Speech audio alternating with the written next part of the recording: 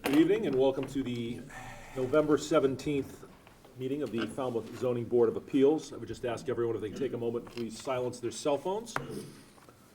Let me start out by introducing members of the board, starting from my far right, the audience's far left. We have Jerry Patamus, who is an associate member of the board. Your right is Mr. Frank Duffy, who is a full voting member. Continuing to go to the right is Mark Finneran, who is also a full voting member.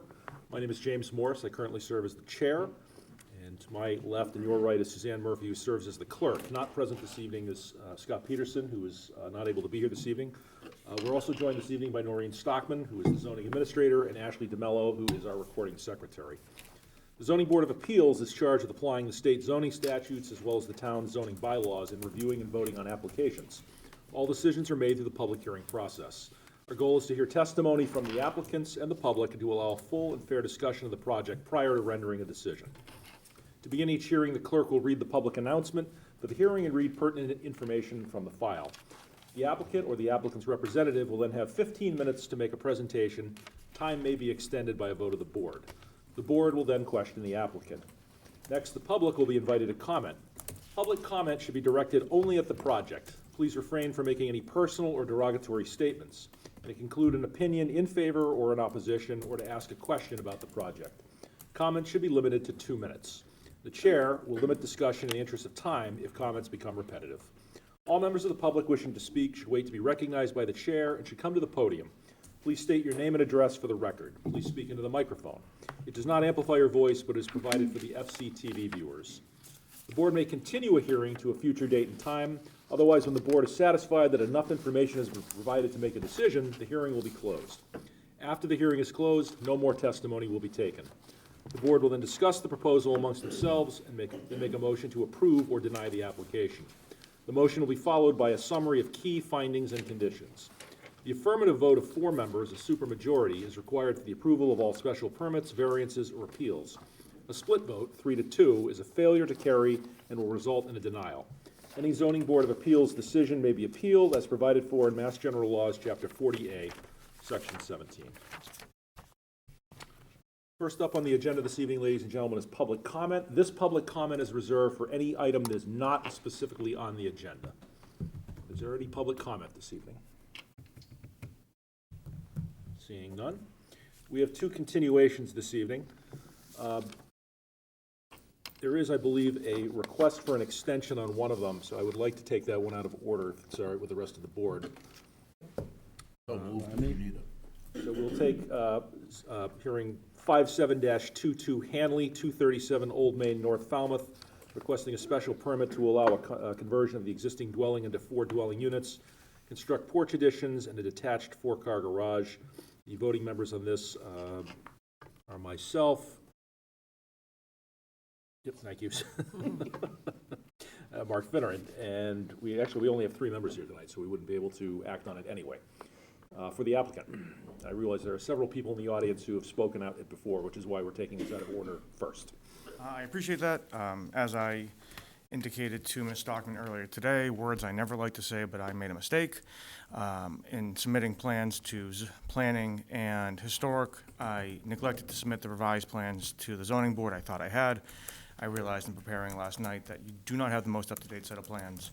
And in fairness to the board, in fairness to the applicant, I plan to request a continuance, given that Mr. Peterson isn't here. Looks like we'd have to do that anyways. So that's really why we're looking to continue. Do you have a date in mind? Do we have a date in mind? We'd like to move this forward, so whatever date the board has available. Defer to Ms. Stockman. December 1. That'd be great. I have the plans, so we'll have them submitted tomorrow. Is there a motion to continue to December 1? Motion to continue. Second. Seconded by Jerry. Please, all in favor, please say aye. Aye. Thank you. Mr. Clara, we will need a continuance. Yep, happy. I can arrange that with, Joe, you have it already? Fill that out and complete it. And I just remind you, the issue about pre-existing bedrooms is still outstanding. If there's any documentation, it should be submitted.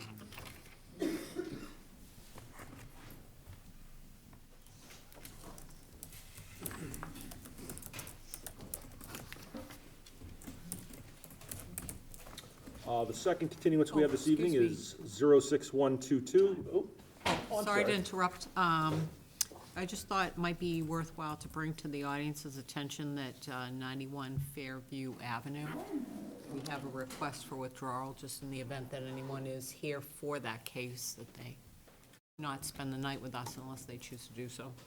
If anyone's here for the purpose of attending or commenting on 91 Fairview Avenue, there has been a request for withdrawal. Those are generally granted. We just, if there's anyone here, we can certainly take that out of order. Seeing no one, we'll take it in due course then. The second of the continuations is 06122 Finnegan, 10 Cooper Road, East Falmouth, requesting a special permit to construct a sunroom, addition, and attached garage with living space above exceeding 20% lot coverage by structures. Is the applicant here? Oh, behind the podium, I thought. I'm sorry, sir. Just hiding on it. Good evening and welcome back. Thank you.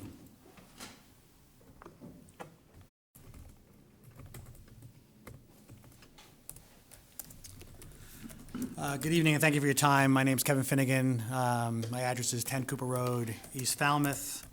I'm here tonight, as you said, for pursuant to a continuance from September 29th, 2022.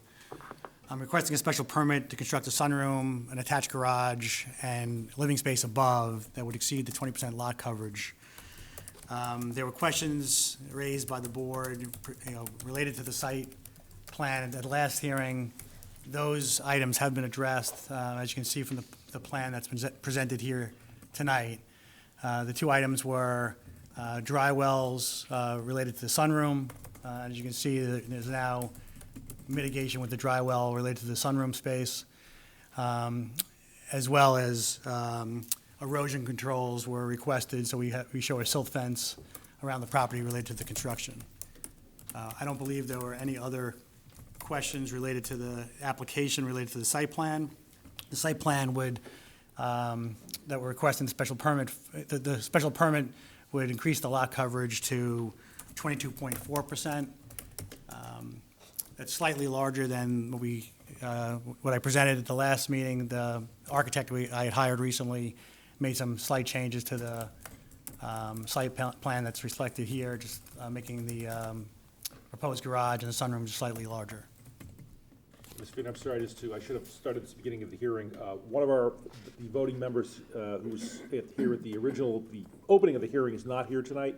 A vote would require all four remaining members as an affirmative vote in order for this to pass. Are you comfortable proceeding, or would you like a continuance?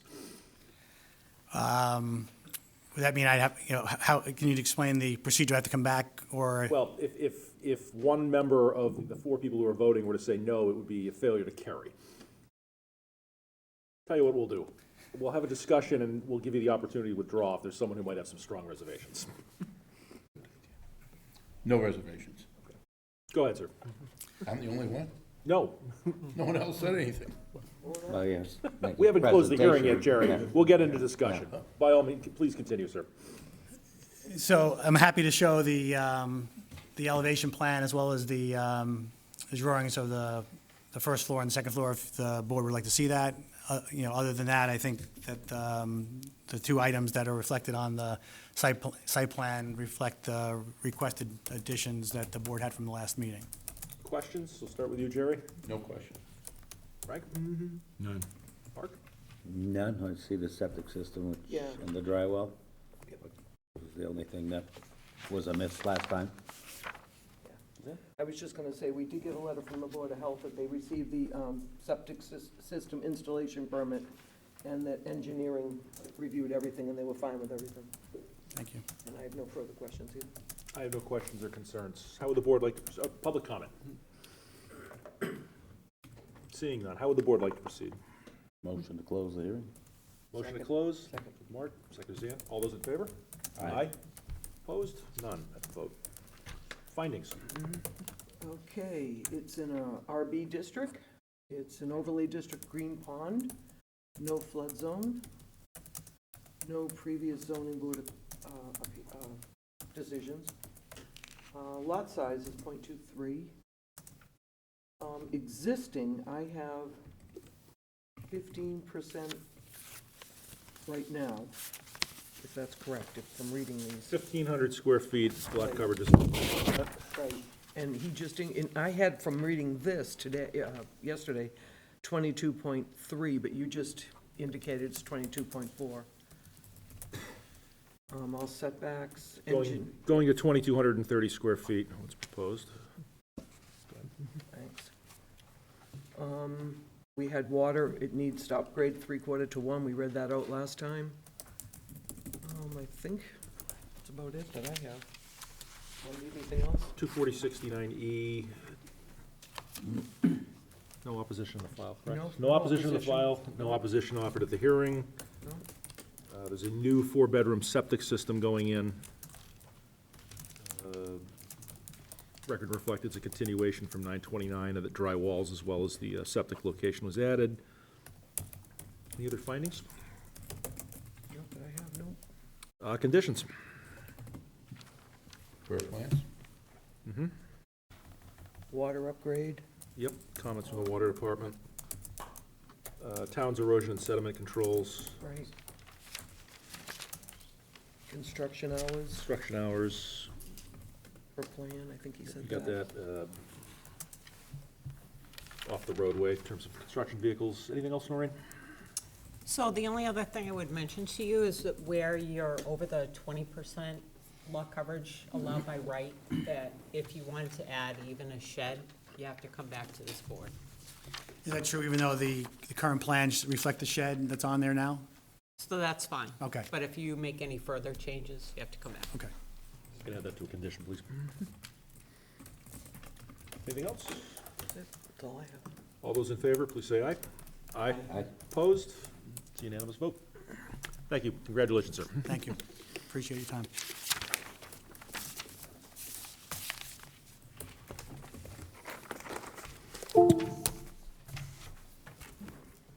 Devereaux. Noreen, is Bonanno represented? I don't remember. I withdrew. Well, yes. Should we just take that now? That's fine. All right, so we'll take 8322 Bonanno, 91 Fairview Avenue, Falmouth, out of order. This was a request for special permit, construct an addition to the non-conforming single-family dwelling, and I believe we have a request to withdraw. How would the board like to proceed with the request? Prove it? Is that a withdrawal without prejudice? Get with a withdrawal of. Okay, give that to Jerry. Is there a second? Second. Second. All those in favor, please say aye. Aye. That is withdrawn, without prejudice. Next, we'll take 80-22 Devereaux, 15 Peace Pipe Road, Falmouth, requesting a special permit to allow an in-ground pool, increasing lot coverage by structures.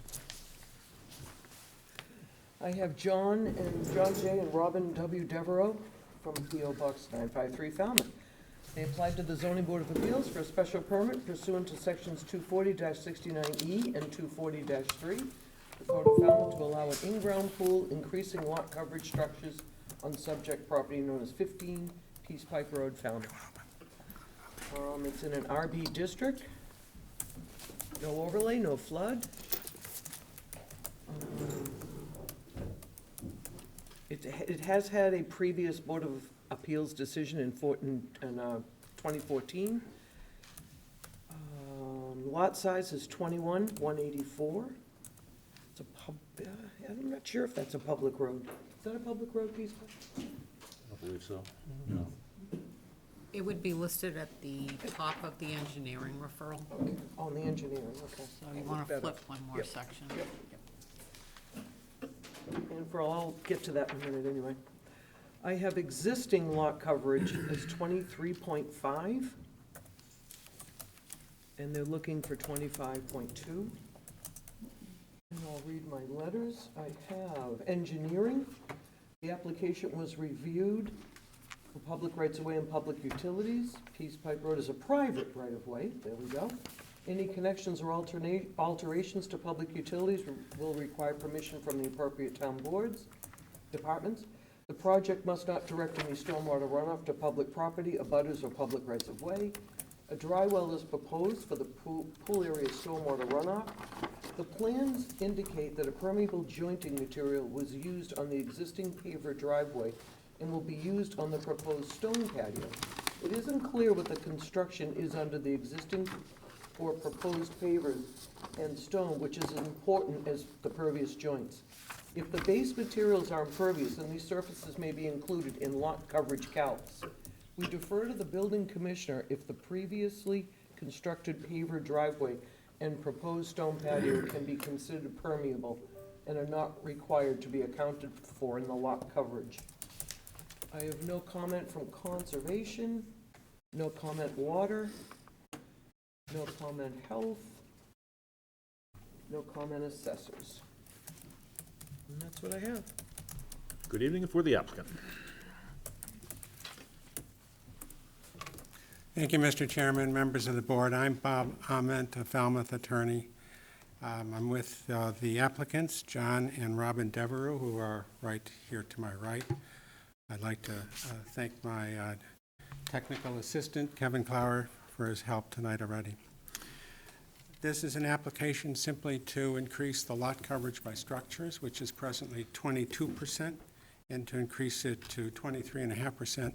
merely by the addition of a small swimming pool. The swimming pool is to be 22 feet by 14 feet and only hasn't been finalized yet, but 5 or 6 feet deep in the backyard of the property. So this is the Devereux's property on Peace Pipe Road. It's in Saconesset. I also have an aerial that shows a little bit more of the subdivision. This is their property. The property backs up on the bike path, the former railroad right-of-way, so the bike path is running next door about 10 feet below the level of this property, but separated by dense woods. And you can see on this plan and on this other one I just showed you that there's a fair amount of vegetation between the properties, and right next door at 9 Peace Pipe is a swimming pool, a larger swimming pool in the backyard of the abutting property. This is the proposed site plan. And the pool, 14 by 22, is in the back of the property with the application, which I can show you a photo of that area. So just so you have a complete picture, I think that's worth doing. This is the application. This is the area where the swimming pool would be located. So it's in the backyard, backs up on the woods next to the bike path. It will barely be seen from any neighbor property, so it really will have minimal impact. And we're here for a special permit because a swimming pool is, by definition, a structure. And the zoning bylaw says you need a special permit to have more than 20% lot coverage, and we already have 22%, and this would, just the pool, will increase the lot coverage to 23.5%.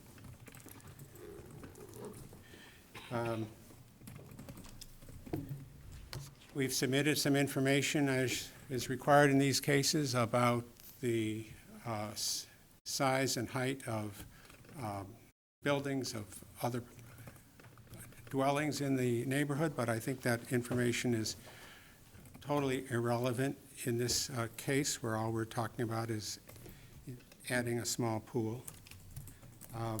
All of the houses that we identified in the immediate neighborhood, actually, they're all 1 3/4 stories, but again, don't think it's really relevant. Obviously, the pool will have no impact on shadow on adjacent properties, which is considered in these cases. And there'll be no impact on views from public ways, because nobody will see this, not just from public ways, but from abutting properties. And of course, the pool will have no impact on coastal embayments. This area is not a coastal pond overlay district. This property is not in the district of critical planning concern for the nearby Great Sipuisit Marsh. There's no septic system, of course, related to the pool, but there is a proposed dry well right here that will be used on the fairly rare occasions when the pool is emptied. So that's a dry well to avoid a lot of water, although it's a small pool running off of the lot.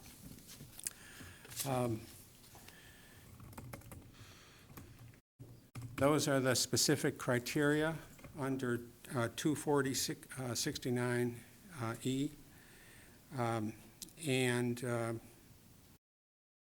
That may be enough information that you need in order to be able to grant a special permit. So I'll stop there. Ask if I can have that time I haven't used on another hearing someday when I need more time. And be happy to try to answer any questions that you have. Questions from the board? Start with you, Suzanne. When I just read about the permeable, what's underneath the blocks, it does say on the plans, permeable paver driveways, walks, and patios installed with wetlock permeable jointing stand per owner, it says. What was the last thing you just said? Did you just ask about the wetlock? Yeah. Okay. Well, as it happens, I have little information about it. Let me see if I can turn that for you. Third from the Let me left. tell, Third from the left. I'm not Where they seeing see the it. swirly thing, it'll spin it. Come down, yep, no, over to your left, Left. left, Still left? one more. How about Right there? Right there, yep, It looks like that would be the symbol. You're right. Thank you very much. perfect. All right, so this is what I was sent, and the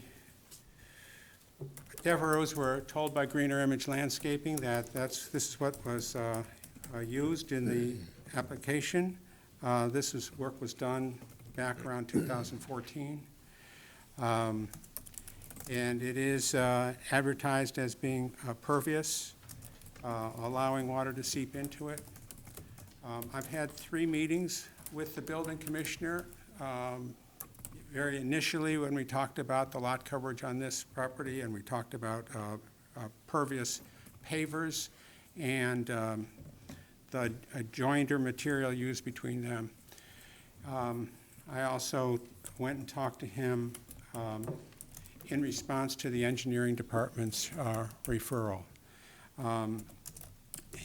His position on this, I don't think he's submitted another, the building commissioner, that is a response to the engineering department. And maybe that's because the engineering referral says they defer to the building commissioner, and the zoning bylaw specifically says that. So I've had these discussions with Mr. Street. He is comfortable with the current situation. His requirement will be that the new patio around the pool itself, of course, is the wet, not pervious, and wants to be sure that the new installation meets all the requirements to be pervious. Let me also note, however, that we were concerned about how all of these patio surfaces would be treated, and felt that they should be treated as pervious under the bylaw with the building commissioner's review. But I had Holmes and McGrath calculate what the lot coverage would be if none of the paver surfaces were pervious. And I have a letter from Holmes and McGrath that says that if all of it was impervious, then it would exceed the 40% by only 153 square feet. So we don't have a significant problem, and the building commissioner seems comfortable with the situation. So I hope I've answered your question. Yep, thank you. Mark? You received, I was told that all the applicants did a copy of our staking policy. I'm familiar with it. It requires the structures be staked and the lot corners. Yeah, there were no stakes on the lot corners when I went there. I'm sorry to hear that. I was in touch with Holmes and McGrath weeks before the hearing to make sure they had it scheduled. I also wrote to Holmes and McGrath last week and received a response that it was scheduled. And this week, I contacted Holmes and McGrath to ask them to confirm that the staking had been done, and they confirmed that it had been. When I requested the staking, I specifically noted the lot corners as well as the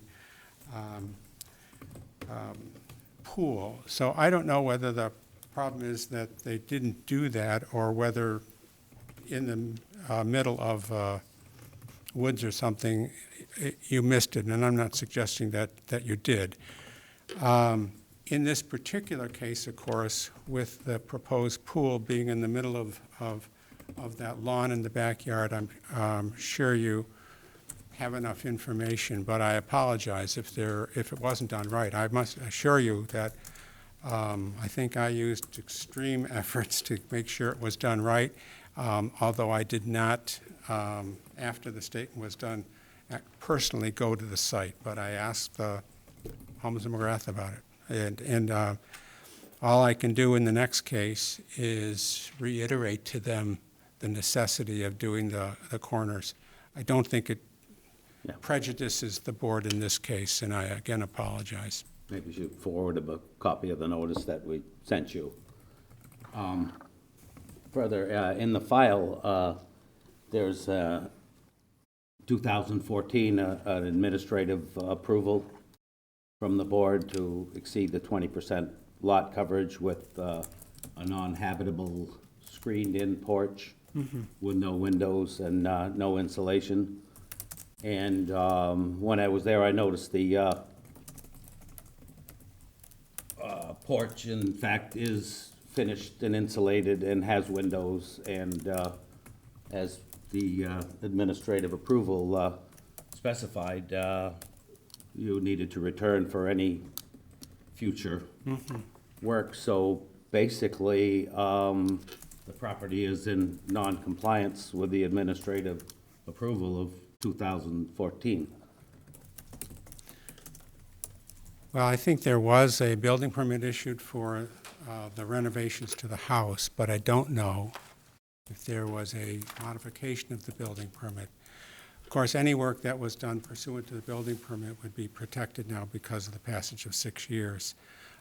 But I appreciate that concern. The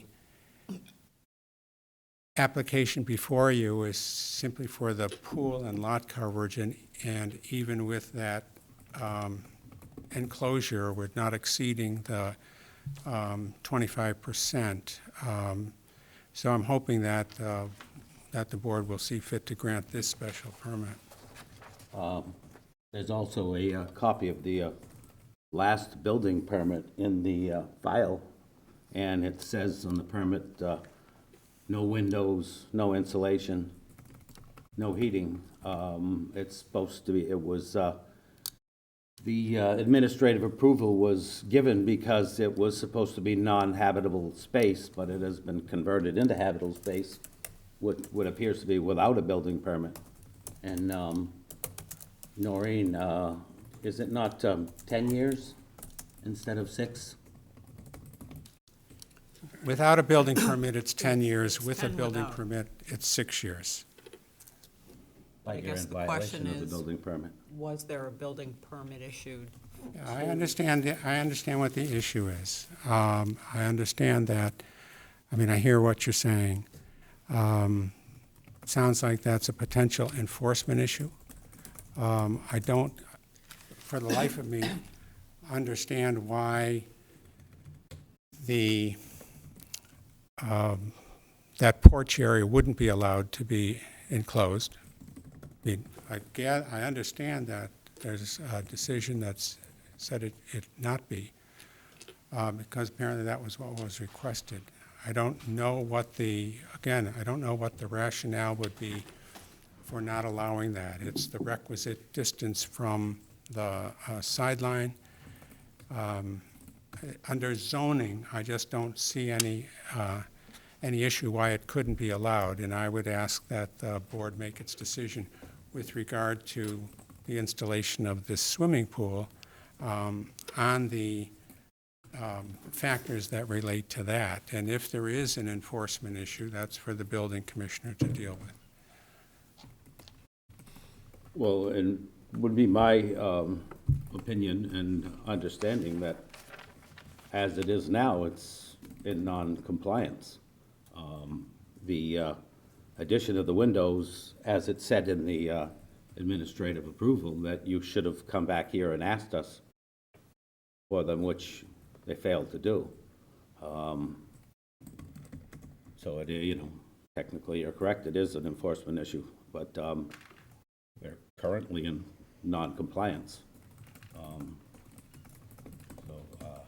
I just don't know what the zoning issue, first, I'm not really familiar with the proceeding or why it was requested. For the life of me, I don't understand what the rationale for that limitation would be, where we meet the setbacks. The enclosure with windows in no way impacted the lot coverage. So again, I just don't know why to make an issue of it, other than the fact that, decisions are decisions. And I think one of the concerns I think that the board has had is that clearly this is a discretionary grant of approval from this board. The board is looking to previous noncompliance, whether it's grandfathered, protected, or otherwise. Well, let me ask the first question. Has your client been the title owner since 2014?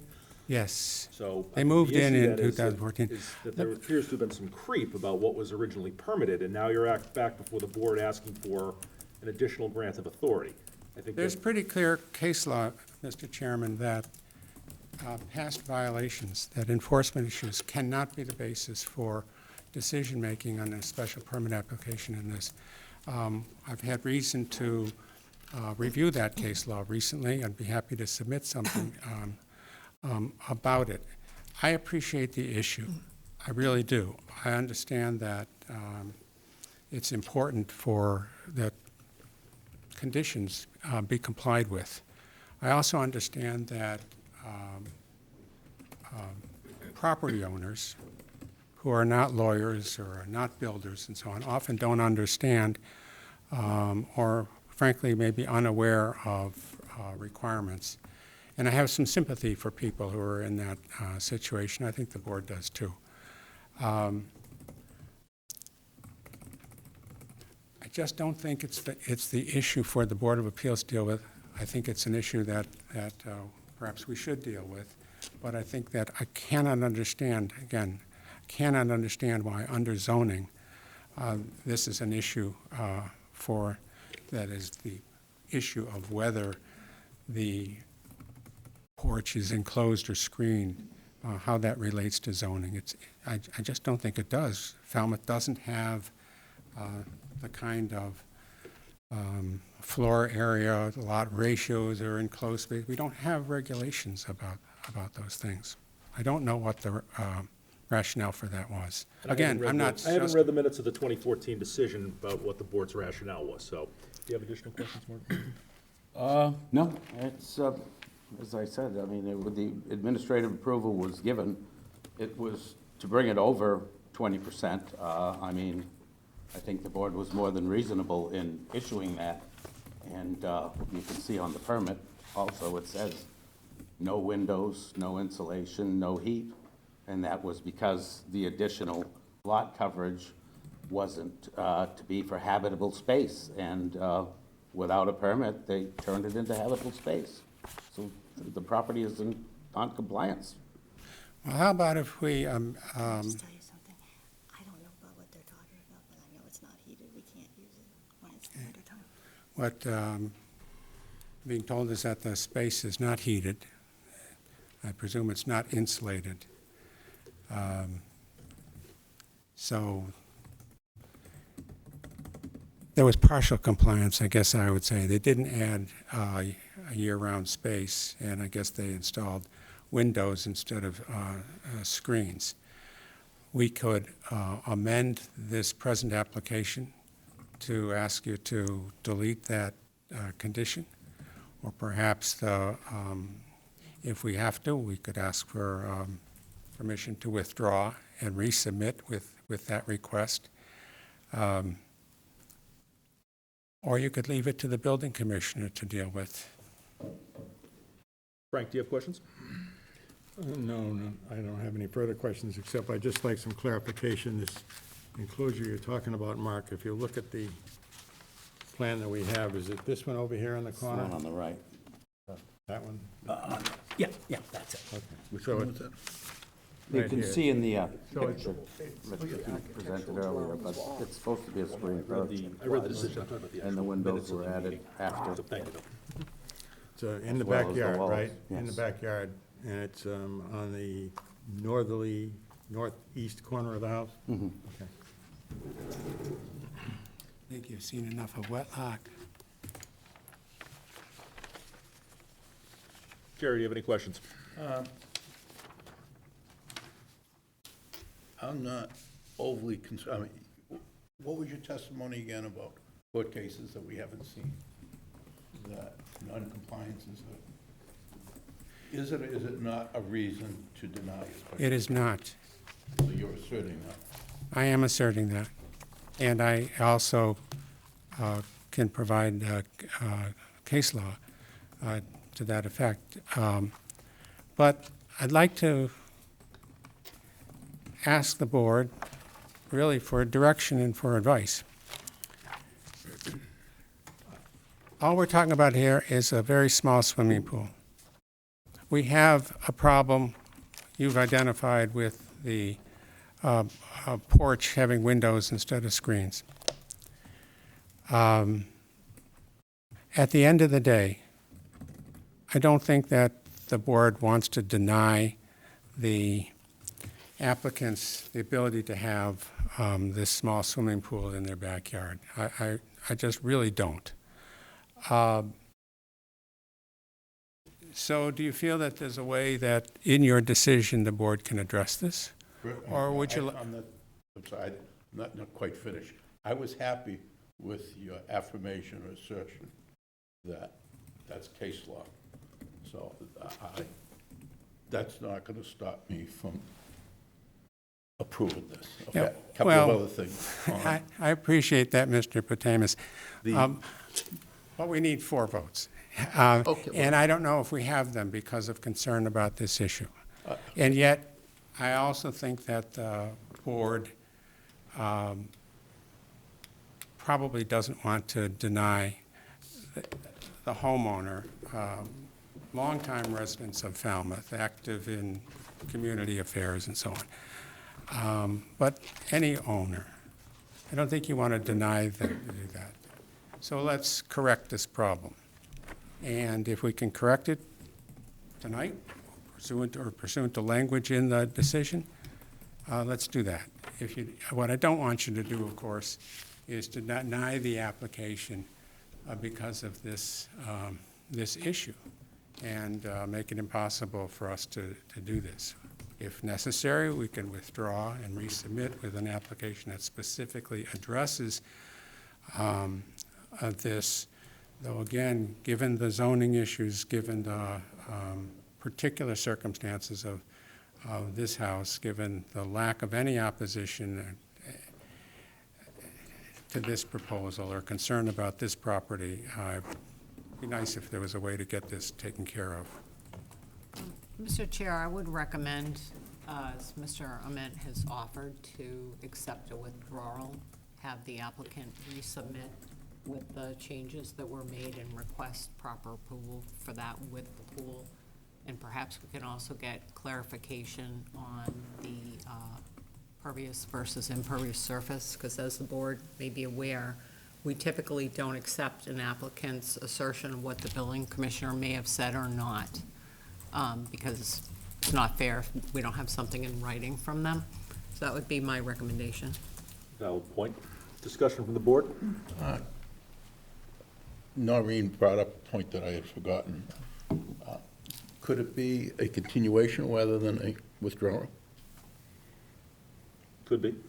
I just You should asking from a, But you don't know the time window it's gonna take to bring it into compliance, so a withdrawal without prejudice would be the most likely and easiest I'm assuming he can give. option. I'm assuming I said that he'll come in with the legal opinion that supports, we could issue the special permit even with a violation. Frank, your comments? I understand the comment about the outstanding building permit and the possible noncompliance, and that this is an issue which has caused a lot of consternation on this board for years. It comes up all the time. But at the same time, we're not the enforcing authority, and I don't like to see the two get mixed. I would like, and I believe this is a solvable problem, by the way. I think it can be solved, and I think that we should give them the opportunity to solve it and come back and say it's all done, and then we can go ahead with this pool, and we're not gonna swim in it until summertime anyways. I agree. Too cold. With that input, Mr. Ahmed, how would you like to proceed? I'm not sure what the board's, and Mr. Duffy's last suggestion was. Well, not sure I made one, but there's a suggestion from Ms. Stockman for a withdrawal. Mr. Patamas mentioned the continuance, which I think if you agree that we're not gonna be bound by the time limits, might be acceptable. Well, we, of course, would agree to that, to extend the time, so that's not an issue. So I would suggest that it would be more economic to continue the hearing, so we don't have to go through a lot of steps, re-advertisement and so on, and give us a period of time to come back with, try to address this issue. How much time would you like? Sorry. Oh, go ahead, Can- Mark?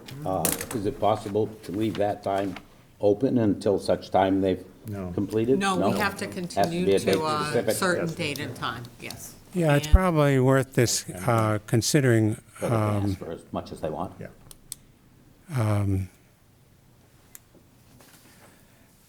how we solve the problem, of course. So what would we do between now and a continuation date?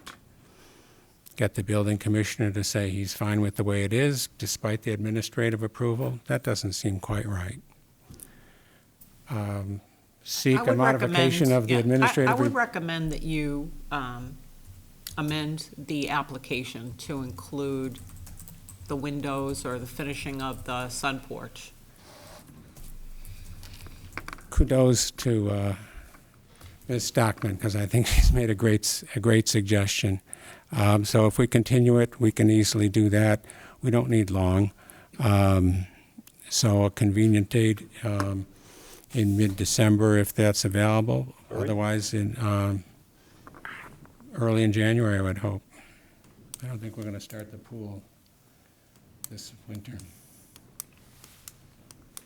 Can we get the wetlock information too? Yes, of course. Thank you. Yeah, I'm assuming building permit issue that a fence is gonna be required for the pool. Yes, but of it's not course. It's shown on the plan. Oh, it is? That's I in missed the- it. I'm sorry. So it's a crowded plan, but it's on there. I've looked carefully. As well as what's underneath. Wouldn't that be part of the calculation? I mean, if, for instance. Well, that's really up to the building commissioner, isn't it? Yeah. That's what the engineering department says, and that's what the zoning bylaw specifically says. So I'm gonna rein this in a little bit. But I also. Excuse me, Mr. Ahmed, I'm gonna rein this in a little bit. We're heading for a continuation. Are there any other specific questions about the project that can be answered tonight? And then I'm gonna move on to public comment before we continue. Is there any public comment on this proposal? 'Cause we have other applicants and I'd like to move on. Do we have a date I did fail to say something in there were 3 letters of, of support? yes, I did forget to say that. I apologize.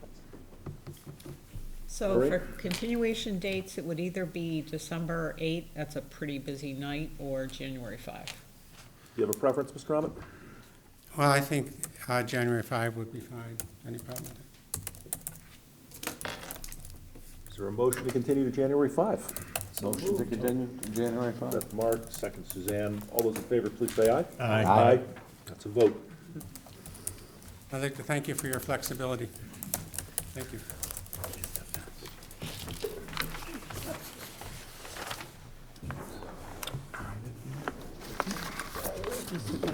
You're leaking. Oh, yeah, thank you.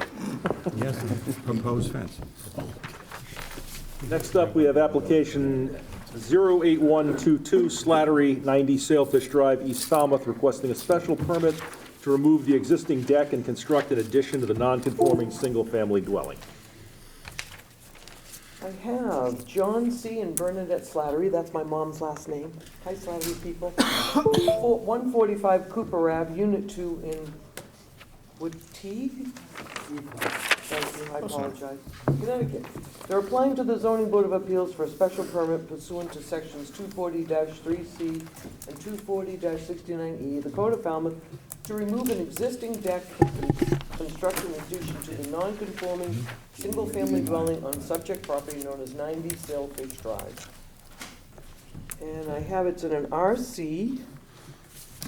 It's overlay of Bourne Pond, no flood zone, no previous appeals. Lot size I have is 10,000. Public road. Right now, the lot coverage existing is 2330 at 23.3. And with structures and paving is 2718, and the coverage is 27.8. Let's see what we have for engineering.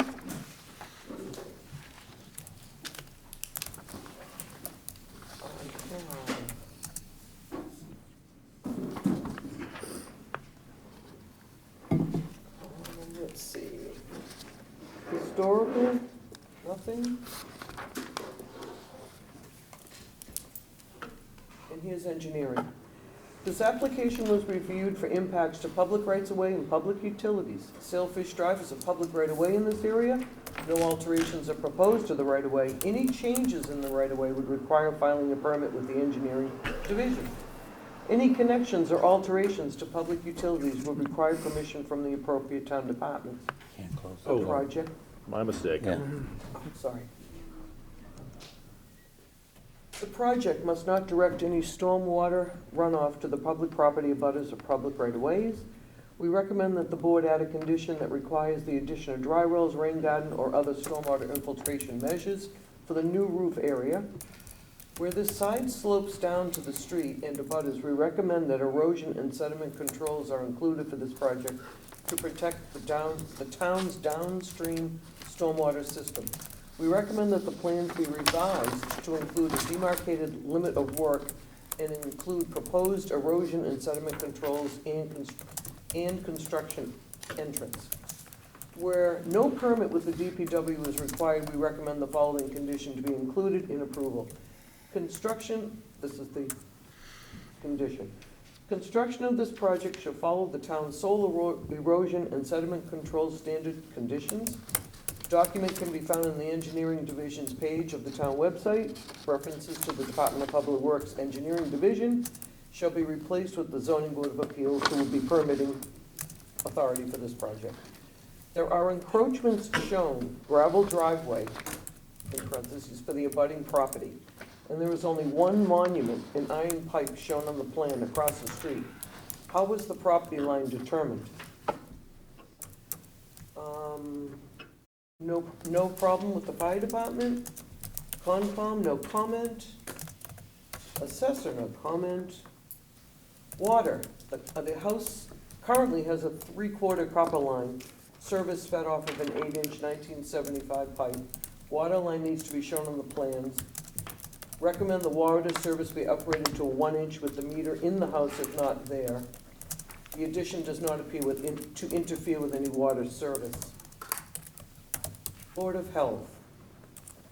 No increases in the Title V is being proposed. The home has a 3-bedroom septic leach field from 2018. The cased opening in the office must remain, as enclosing the room with the door would make it another bedroom. The septic tank location from the septic design is under and next to the stairs off the deck. Care needs to be taken when demoing the deck. Additionally, access to the covers need to be maintained for servicing the tank. No comment from planning. That's what we have. For the applicant. Good evening, Mr. Chair, members of the board. For the record, my name is Kevin Clower. I'm an attorney here in Falmouth, and I am here tonight representing the applicants, John and Bernadette Slattery, the owners of 90 Sailfish Drive. Mr. Slattery is here with us this evening. We are seeking permission to alter the existing non-conforming dwelling and to add a modest addition at the eastern end of the dwelling. This property is located in the Fisherman Cove neighborhood off of Davisville in East Falmouth. It's a really lovely residential neighborhood. Smaller lots. This particular lot is 10,000 square feet. It is in a residential C zoning district, and it is not in the flood zone. Presently, there's a 3-bedroom, single-family dwelling with a shed. Footprint is 2,313 square feet. Having a 10,000 square foot lot makes the percentages very easy. It's 23.13%. It is non-conforming only to the lot coverage by structure. It's 23.13, where 20 is allowed by right and up to 25 by special permit. And it otherwise conforms to all setback requirements as well as lot coverage by structures, paving, and parking. The proposal here is a modest addition to the eastern portion of the home, which will increase the size of all 3 of the existing bedrooms and allow them to create a master suite. They're offsetting this with the removal of the existing deck. The proposal has virtually no effect on the existing nonconformity. It is a decrease of 2 square feet. I'm not going to insult the board and call that an improvement. It is certainly a wash. With the issuance of a special permit under 24069 is eliminated as a nonconformity. Because we have that existing lot coverage, it does require a special permit under both 243C and 24069E. Under 243C, the pre-existing non-conforming structures may be changed by special permit, provided that this board finds that the proposal is not substantially more detrimental than what exists. The board is asked to consider the standards of 24216 and whether or not the alteration creates any new dimensional nonconformities, impairs views and vistas, and reasonably conforms to the neighborhood. In this case, there were no new nonconformities created. The existing nonconformity, the lot coverage, is unaffected, but is going to be granted, hopefully, a special permit. And there's no change to the views and vistas. This very much conforms to the neighborhood if you've driven through there. In the residential C zoning district, though, lot coverage by structure exceeding 20% does require a special permit. And under that special permit, the board is asked to consider the size and height of the structure relative to the size and height of structures in the area, the effect of shadow, the impact on views and vistas from public ways, and the effect of nitrogen on coastal embayments. There's no impact on the views and vistas from the public way. The addition is in line with the existing ridge. It remains a 1-story structure. Likewise, there's no impact on shadow. As to the size and height, it is visually remaining in character with the neighborhood. We did submit a lot comparison worksheet looking at 21 nearby properties. There's very little change to the footprint, and it remains consistent with the area. We did respond to the engineering comment. We submitted a revised plan. Tom Bunker also provided something that are called traverse lines, not something I've seen before. It's how the sausage gets made, apparently, with engineering. But it shows how they determined the property boundaries. That plan did show a limit of work. That's what I have up on the screen and was submitted to the board. I think Scott submitted an email, Scott Schluter submitted an email to the board saying, the traverse sketch does show multiple monuments used in a survey for this lot. On the plan are some erosion and sediment controls and what appears to be a construction entrance. If this sketch is intended to show the construction erosion controls too, then what is shown would protect the abutting properties and the roadway. And that was sent from Scott Schluter to Ashley at the board on Tuesday, November 1st. This project, as proposed, represents an improvement for the owners and is by no means substantially more detrimental than what currently exists. The existing nonconformity isn't affected, but it is eliminated as a nonconformity with the issuance of a special permit under 24069E. There are no adverse effects and certainly none that would overbalance the benefits. This meets all of the requirements of 243C, 24069E, and 24216. And for these reasons, I would ask that the board grant the special permit, but I'd certainly be happy to address any questions that the board might have at this time. Questions from the board? Start with Suzanne. I have none right now. Mark? Nothing. Looks fine to me. Love that neighborhood.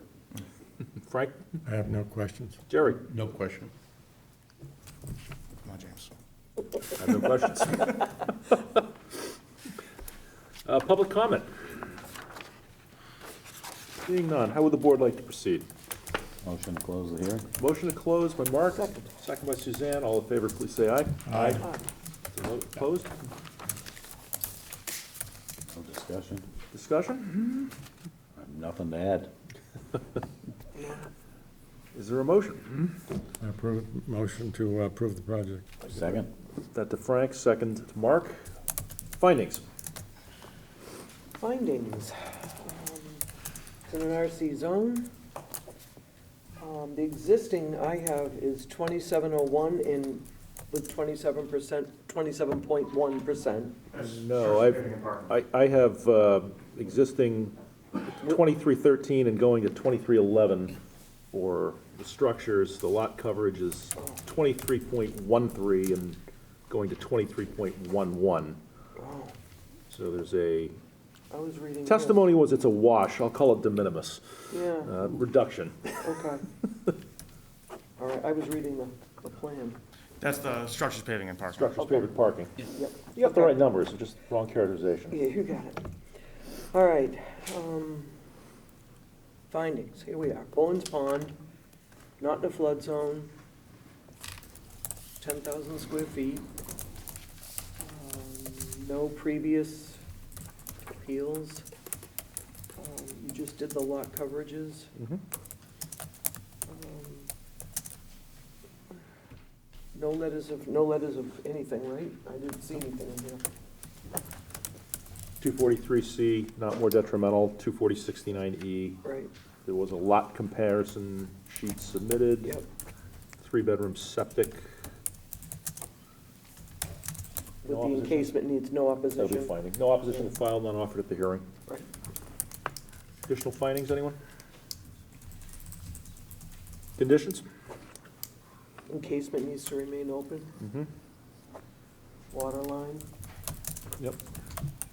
Erosion control. Erosion. Yeah, control. erosion, because sediment it was control. quite sloped on one side. Just incorporate all the engineering comments. Yeah, Curb plans. For plans to remain 3 bedrooms. Normal working hours. Yep, you got that. yeah. I think that's it. Jerry, Frank, any No other additional conditions? lot No, I coverage. think that's fine. Yes, no additional lot coverage. Yeah. Anyone else?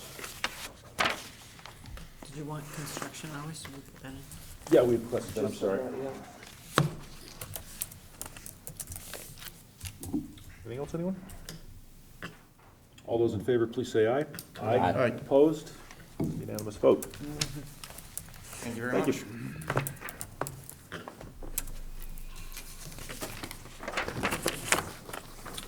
Next up, we have 082-22 Gillette, 100 Walker Street, Falmouth, requesting a special permit to remove the existing deck and construct an addition, increasing lot coverage by structures. I have Daniel R. and Susan Gillette, 100 Walker Street, Falmouth. They applied to the zoning board for a special permit pursuant to sections 240-3C and 240-69E of the Code of Falmouth to remove a deck, existing deck, and construct an addition, increasing lot coverage by structures on the subject property known as 100 Walker. It's in an RC district, an overlay of Falmouth Inner Harbor. It's in a flood zone of AE 12. No previous zoning board of appeal decisions. Lot size is 12,890. A public road. If I look at my plans, I might read them correctly this time. Existing structures now are 1842. I'm correct, 20.5.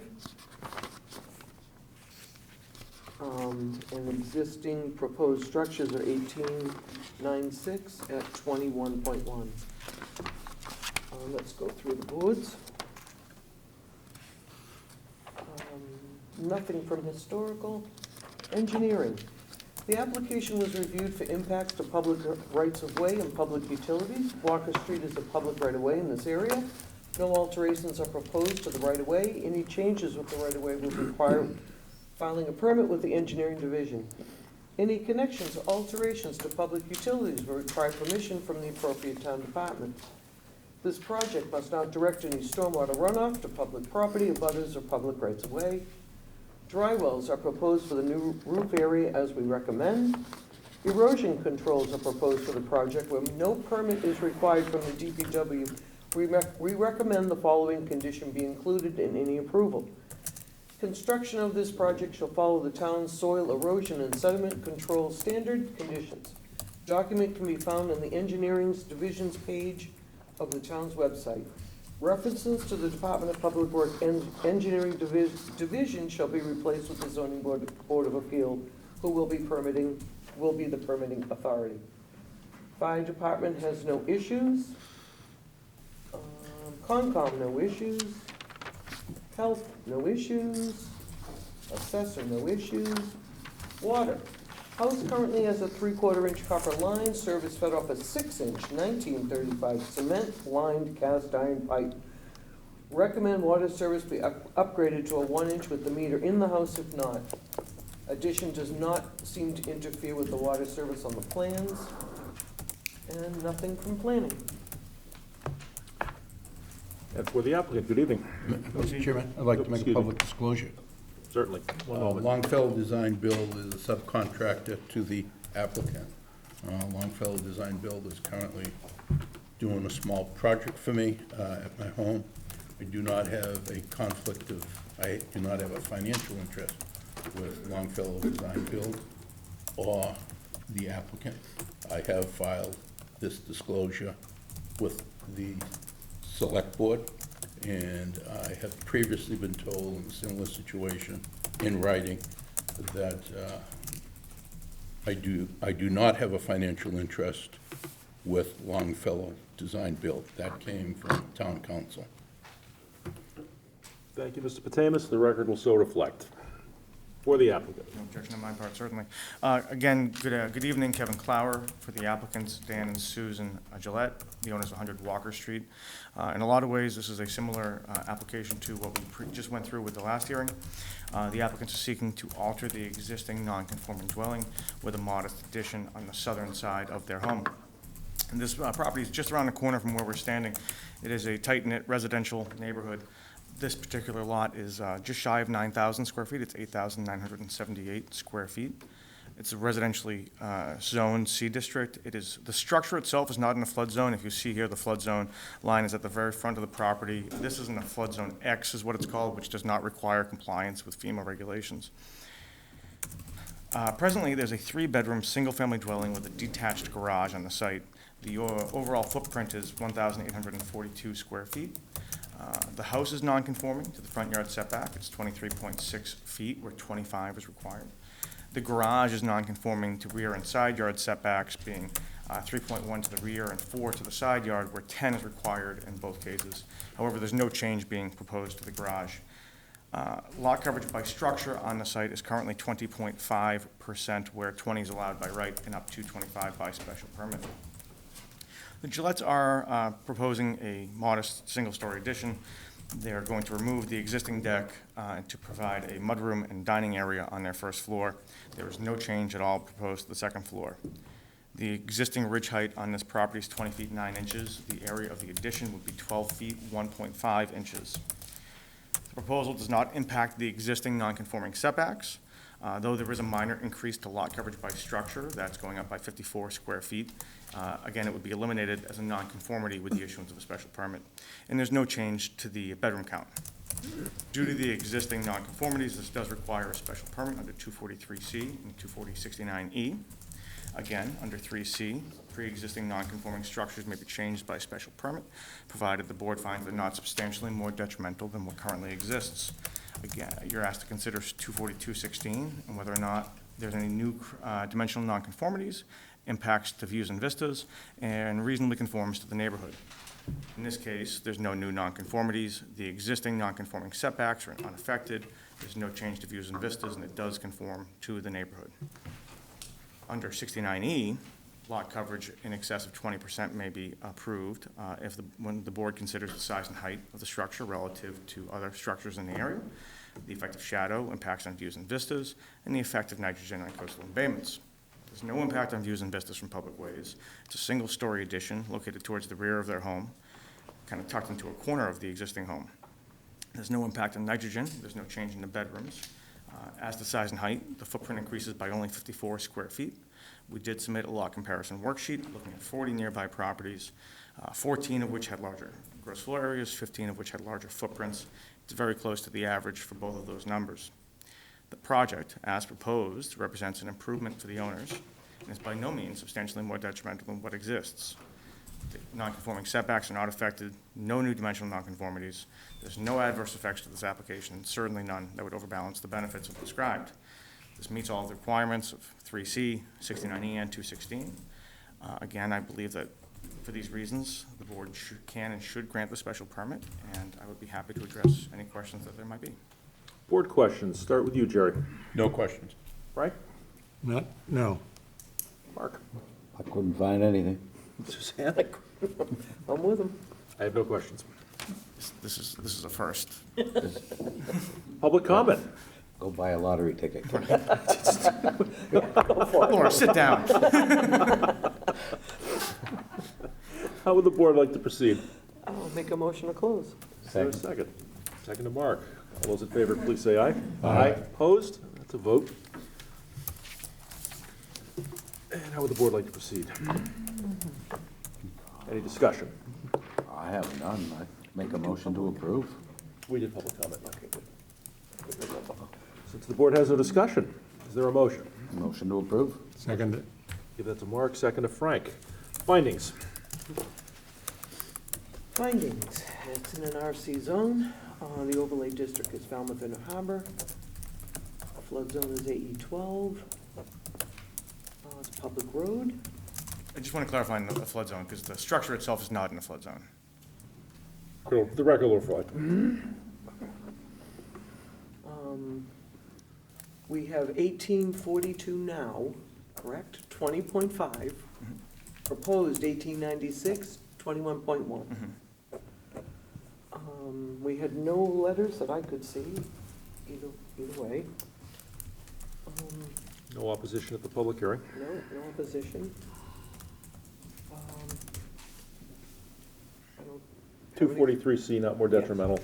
269E. 269E, sorry. I think that's all I have. Testimony is removal of a deck, addition to the dining room and a mudroom. Addition is 54 square feet. Testimony of no change to the bedroom count. Nonconformities are the side yard setback and the garage setbacks. There are no new nonconformities created. Any other findings? Conditions? The water line. Per plans, Yeah, close to that. hours of work, engineering comments, bedroom count to remain the same.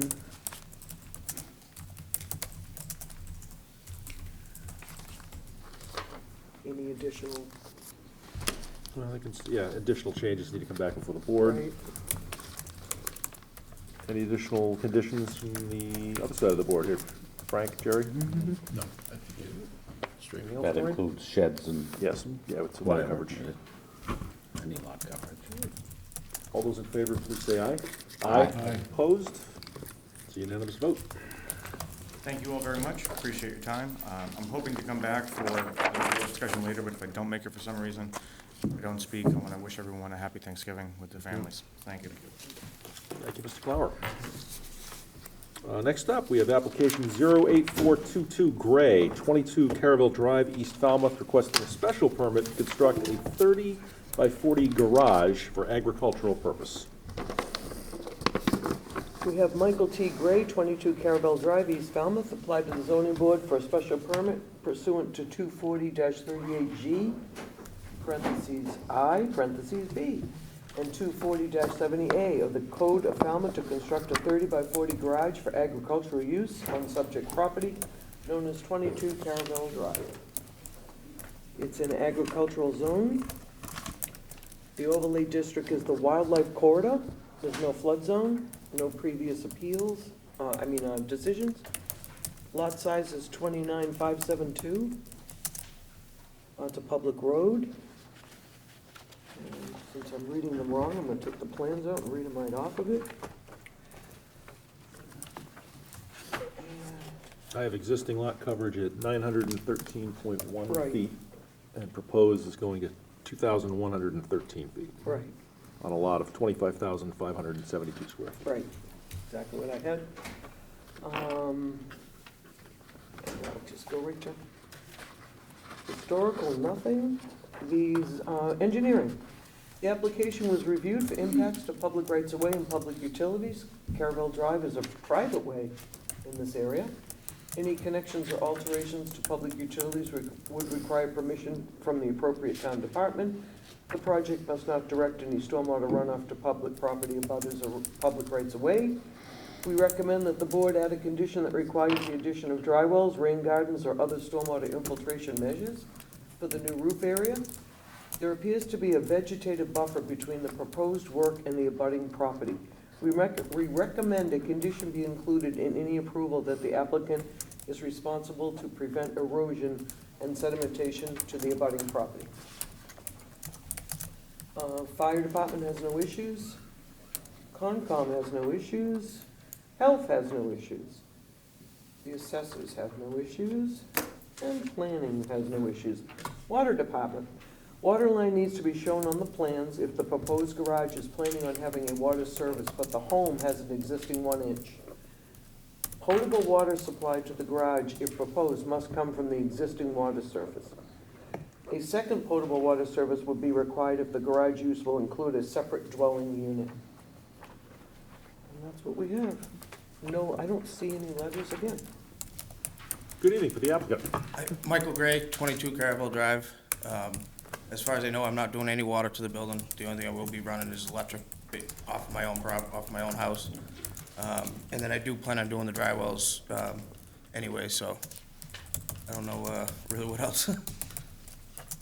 Anything else you'd like the board to consider? No. Questions from the board then? Jerry? No questions. Frank? Yeah, I have a question. I went out and I took a look at this property the other day, and it's in an agricultural district, and I think you've disclosed on your application you have a proposed agricultural use for this garage. I don't see any agriculture out there right now, so what's gonna happen here? What's the purpose of this building? I have a horse that eventually will be coming to my property. So you're building a stable? It's a garage that will be, yeah, part of it will be a stable, yes, on the inside. Now, is this horse, are you gonna give riding lessons? You're gonna have business? It's You're just gonna a stable personal, it's a horses? or- personal horse.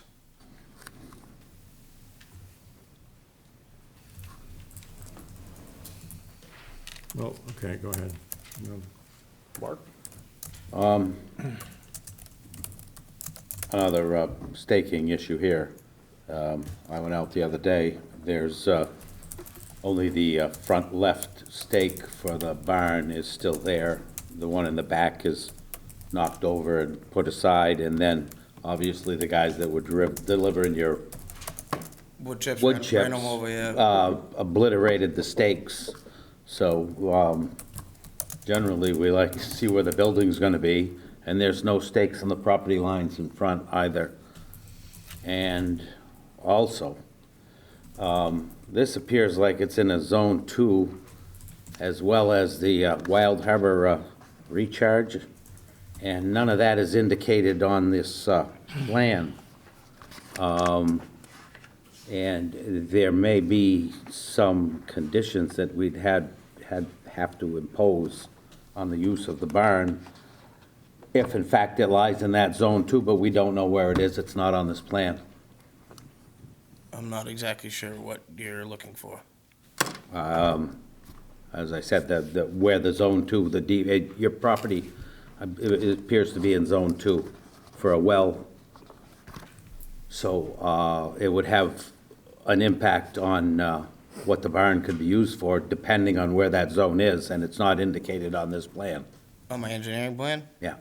Okay, how would I go about getting that? You would, when he comes back to stake the barn out and the two front corners, I would suggest that he just indicate it on your plan. Okay.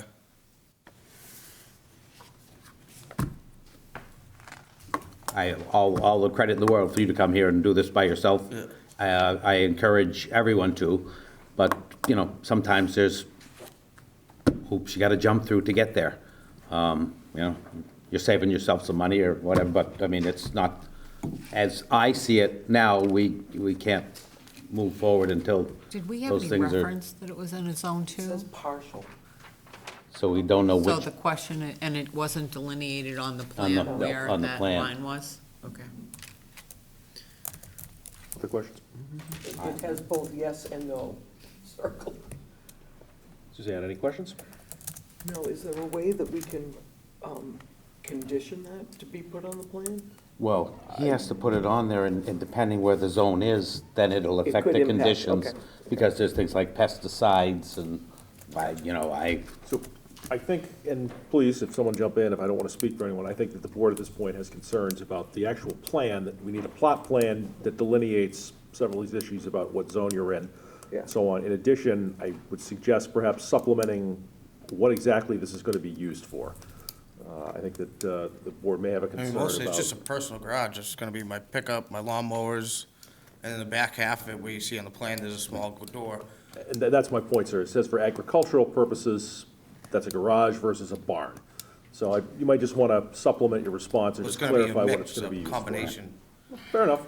yeah, that's good. But I mean, like, as I said, you gotta delineate that zone, because it might apply to what can go inside this barn. Okay, so I have to go back to my engineer and get him to. Yeah, and you're gonna have to stake it out anyway, so it's gonna, you know, kill two birds with one stone. Okay. So it looks like we're looking for a continuance on this matter. How much time would you like, sir? Not much, because actually the people that are building the garage were actually planned to start December 6th, so the sooner the better. I don't know if we're going to get you in before December the 6th. Next meeting is December 1st.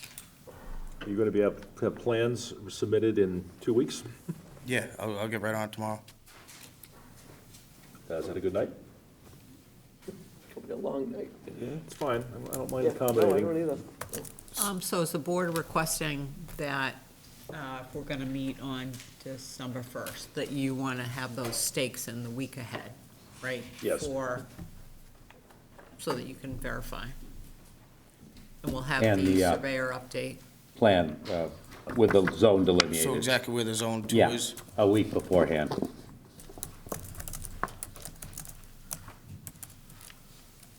Is there a motion to continue? Motion to continue. We'll go to Mark, second to Suzanne. Any discussion on the motion? All those in favor, please say aye. Aye. Opposed? That's a vote. See you back here in a few weeks. Thank sir. you. Thank you.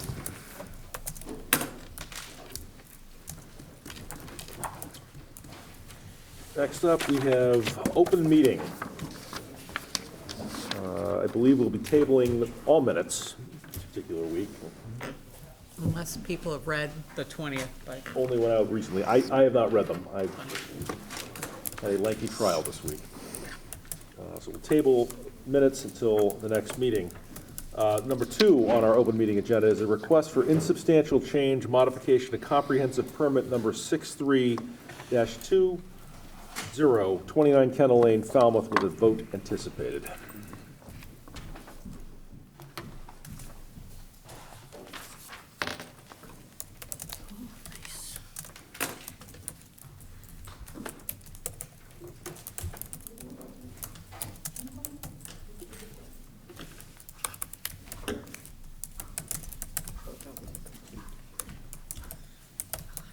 And I looked at that and saw it. Killed the clock. I didn't do it. Put the hammer down. yeah, it apparently ran out of gas. It's ticking. Well, it was.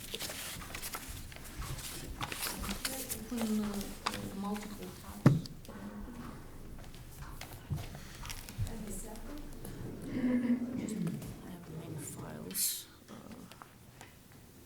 and PDF PDF and it's fine, right? And, I don't know. Okay. Yeah, so you can just open them. okay, let me try to open them all.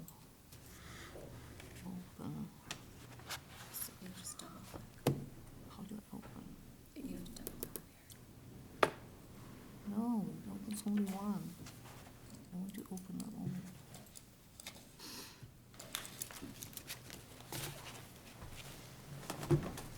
So I don't know if This one?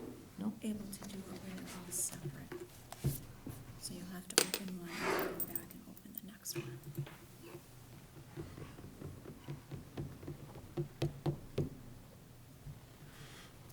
That's a zip drive that won't do it. Yeah, you'll have to do it individually because that's how they're shown. Okay.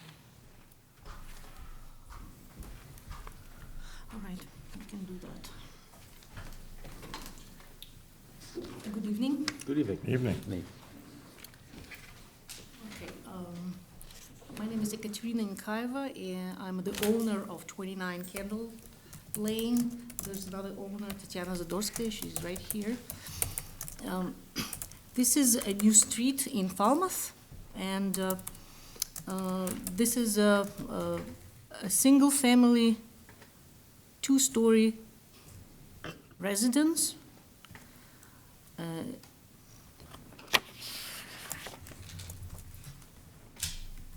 First floor features a large open space with living room, dining area, and kitchen area.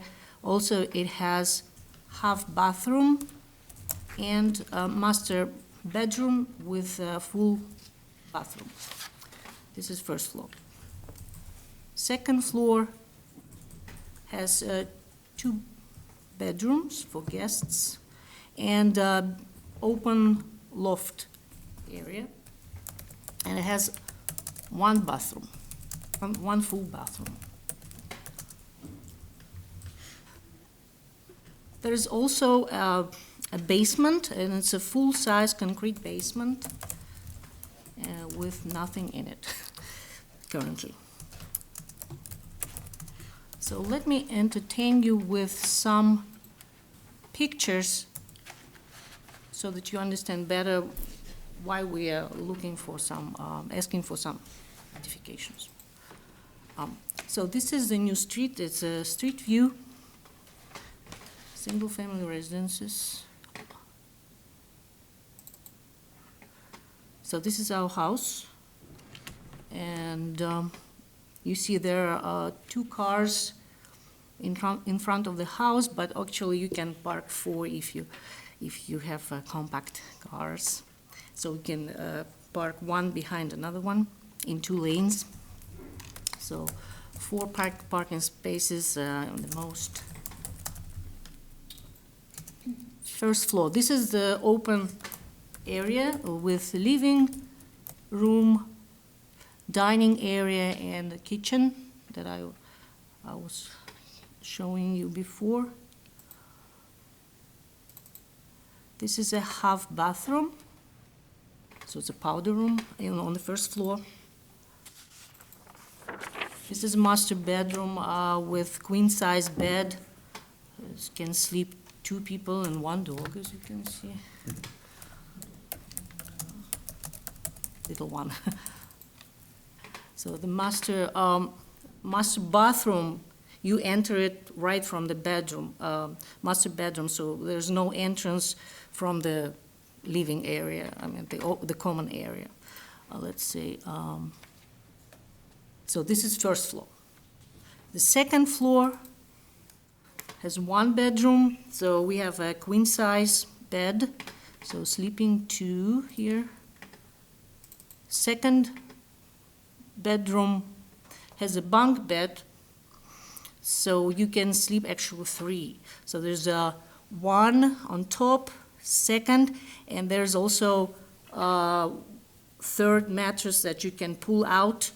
And so if you have 3 kids, my brother has 3 kids, 3 teenagers, they can enjoy the room together. Okay, and the loft on the second floor, it's an open space, but it has a sofa that is also, it's a foldable sofa that you can sleep two if you have a family reunion, and so there are two additional sleeping spots here.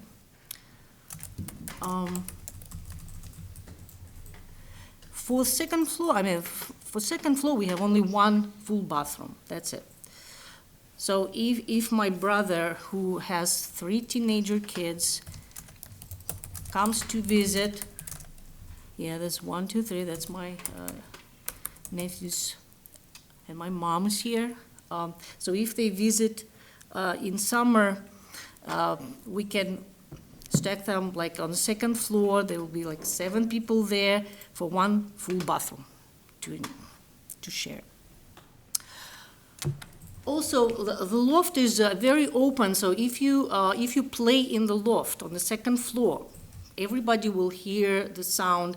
Even the first floor, they will hear the sound. So we have full-size basement, and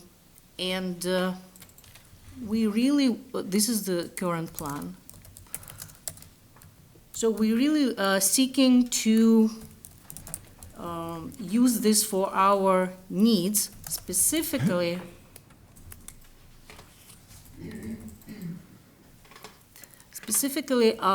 we want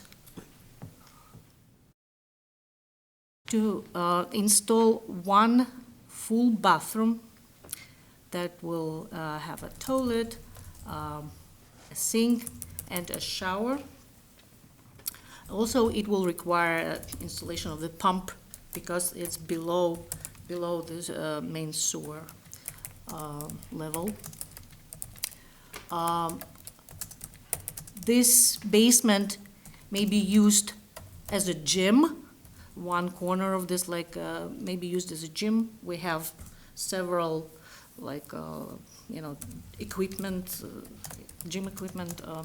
We can put it there. Also, there's area for the game table. We're still thinking if it's gonna be a pool table or if it's gonna be a table tennis table. Okay, table tennis table, because we like to play table tennis. And there are 2 poles here. So this area is perfect for the music studio that we actually have. We already have it there in the basement because we're musicians and we play the guitar, we sing together, and we record our music. And this is a foldable studio, which is like 4-inch thick and 9 feet high, and it's sound isolating material, and it just folds, and then there's a magnet, so it just clips, and you have a round music studio. So we already have it here. So that's it. That would give us a good space for games, gym, and music recording. And of course, we would like to have additional full bathroom here. And outside of the bathroom, just next to it, we would like to have a second sink. We really hope that we can be approved for second sink. And this is area would be probably like 10% of the living space. So right now we have 1,700 square feet, the living area. So one bathroom would be probably 170 square feet, the most, I guess. So that's much below the 20% to be like significant modification. There are 4 small windows in the basement. They are right at the ceiling, and when I say small, that means 2.5 feet long and 1 foot and 4 inches high, and there are 4 of them.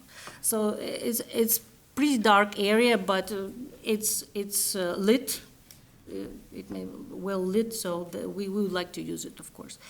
And again, because it's isolated, it's the isolated floor, even if you play there, you laugh, you don't interfere with the first floor and second floor people there. Okay, so we are looking for to go to Florida. So we spend our winters in Florida. So we rented this for winter. This house, there are 3 people, 2 adults and 1 teenager. They live there for 6 months, and then we plan to return end of April, and we would like to do this work when we return. That's all. Thank you. Board questions, we'll start with you, Jared.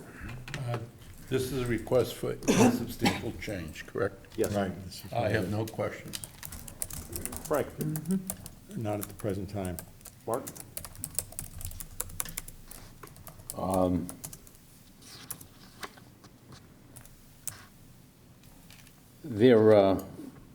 We have in the file the Zillow or whatever it is, advertising to rent this property, and it says it sleeps 9. And the insubstantial change threshold is 10%. From 6 to 9 is 50%. No, 9 is currently. I'm sorry, 9 is already the, 2 in the master bedroom, 2 in the guest room, then 3 for teenagers, that's already 7, and 2 may be also in the loft on the second floor. You can, if my brother comes with his kids, that's what we will have to accommodate 9 people.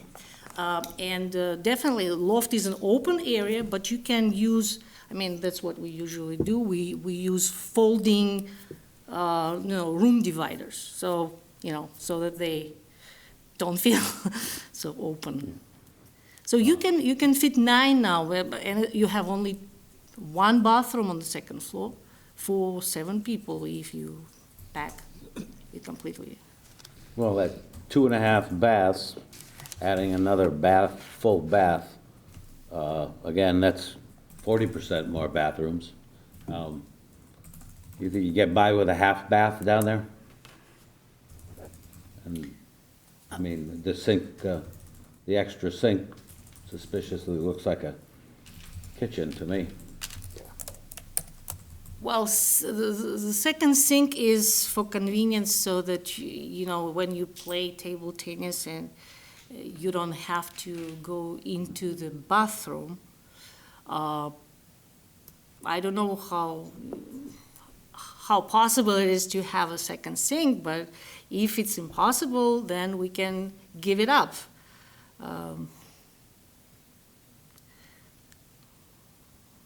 That's all I have at the moment.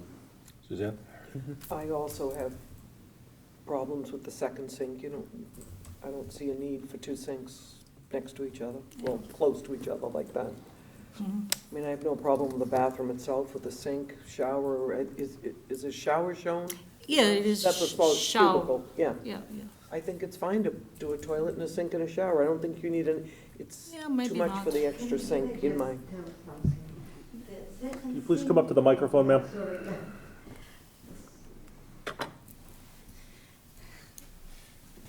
Sorry for my broken English, I'm so Okay. sorry. The second thing. Would you we state your need- name, please, for the record? My name is Tatiana. Thank you, ma'am. Second thing we need, for example, if people playing game downstairs, if we have guests, if we have pool table, this is if somebody in restroom, and another person wants to wash hand, it's very inconvenient. We don't want to do kitchen. I hate kitchen in basement. I don't need it. We just want This to is have. not, this is not heating area. We don't Yeah. want it. We It's just not want. heated Yeah. area, so. We just want No to have kitchen. small things to wash hand, that's it. No dishes, no stove, no nothing. We just want to have one small thing next to bathroom for people convenient, that's it. Wash glass or Tatiana's, something like that. insisting. This is I my don't- idea, I don't know. But on Zillow, it's probably my mistake, I don't know. This is my first time when I advertise here. I just gave people options that if they need, they can sleep 9. Maybe, I'm sorry for my mistake, yeah. I didn't want to say we will rent it for 9 people. We don't want to rent it for 9 people. Now we have 3 renters. We care about our property and we don't want to increase number of people. That's it, thank you. Thanks. Any additional follow-up questions from the board? There'll be no bedrooms downstairs, correct? No, no bedrooms. Okay, just, Public comment. Would the board like to have some discussion? I'll start off. I think this meets the conditions of insubstantial change. The increase in the number of bedrooms on Zillow or whatever is up to an enforcement issue or maybe the condominium complex, what do you call that, agreement? HOA, yeah. Of how many people and how many bedrooms. So I think the issue before us is an insubstantial change, and although we may have considerations, sinks and all that other stuff, even if they wanted to put a kitchen down there, there's nothing against them putting a kitchen down there by having 3 sinks, because there's no bedrooms. And so I think it's an insubstantial change. Frank? I agree, I think it's an insubstantial change as defined in the regulations. And I think the decision of the board, if that's what it comes to, should reflect the fact that the owner has agreed that there would be no bedroom downstairs in the basement and no food preparation. I think that should be on record. Mark? I personally think a half bath would be sufficient, but, you know, if you want to go percentages, I mean, I still have trouble, now, they don't even live there for 6 months. it's going to be And- rented. I mean, still a small change, but I still don't feel the need for 2 sinks. How does that fit into I the feel discussion it- of insubstantial change? It's not what I we feel that the feel, renter that comes in, who, we don't know what they may, that's not our business. This is in my opinion, request for an insubstantial change, not involving, Frank, you know, I agree with him, a cooking area or sleeping area. So what they have down there is maybe some permit issues, but we don't have any permit conditions that say you can't have 2 sinks in the basement. They're on a sewer system. I mean, I know what you're saying, I'm just saying I think we're outside the corners of where we should be. Well, if you use the 10% threshold for insubstantial change, 10% of what? whatever the email we got describing insubstantial change, basically used the 10% threshold. 10% Yeah, of but what? that's 10% of bed- housing units, right? So what they're saying is if you have 10 houses, right?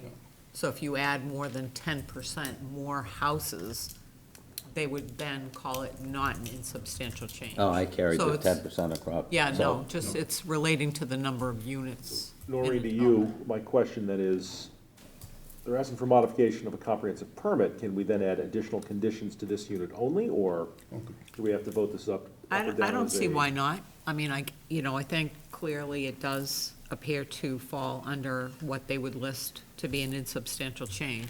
And then if you want to have a specific condition, I don't see why you can't. The follow-up question I have is that, what's then gonna happen with the rest of the unit owners coming back wanting to do everything else, the same thing?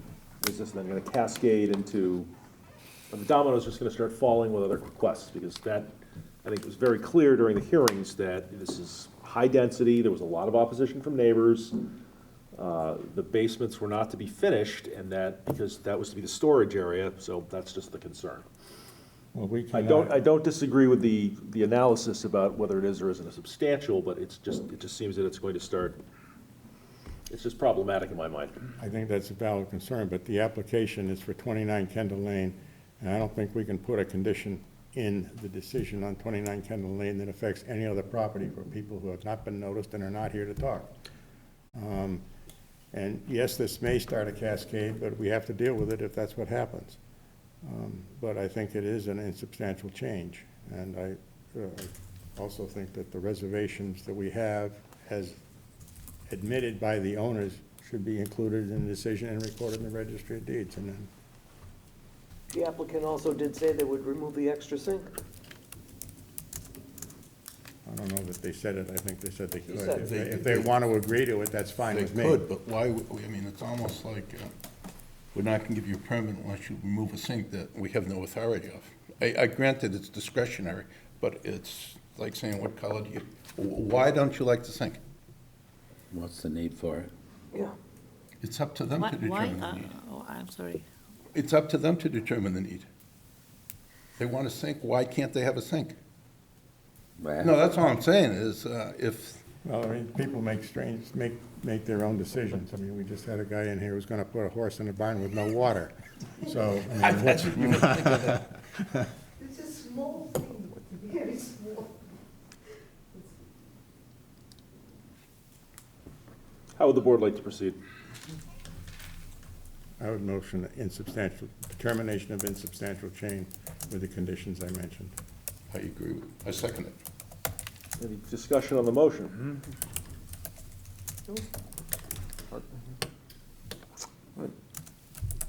All those in favor, please say aye. Aye. Opposed? Opposed. It's a 3-2 vote. It's Fails to just carry. majority Oh, majority, for, excuse me, I forgot that. 40B is majority, not supermajority.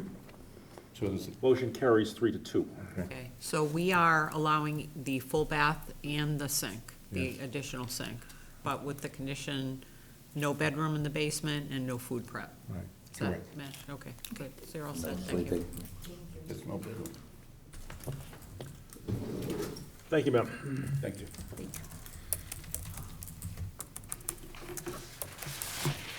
Just taking out, well, next, number 3 on the open meeting agenda is a request for insubstantial change or modification to comprehensive permit 06320 at all, Helmuth Circle LLC, Kendall Lane, Lot 11 and Lot 1, Falmouth, with a vote anticipated.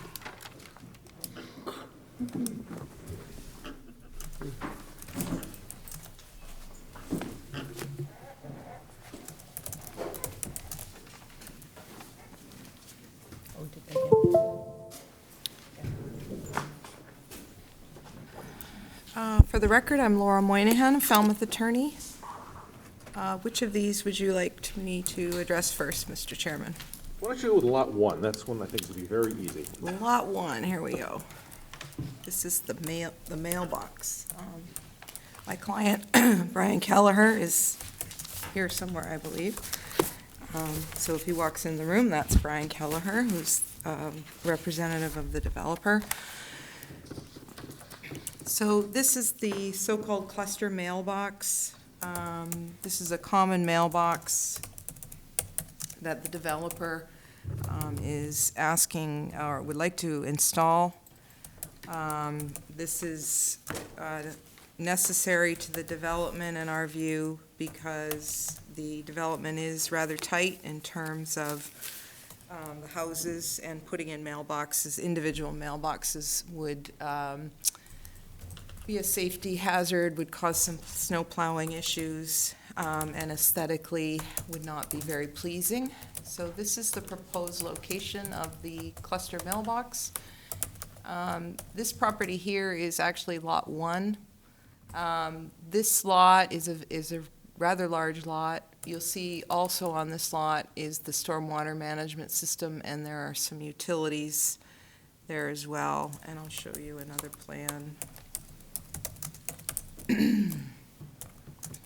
Shows the location. So this is the location in relation to the development. Here's Lot 1, and here is the cluster mailbox. This is the stormwater management system. These are the utilities. And this is Worcester Court here. And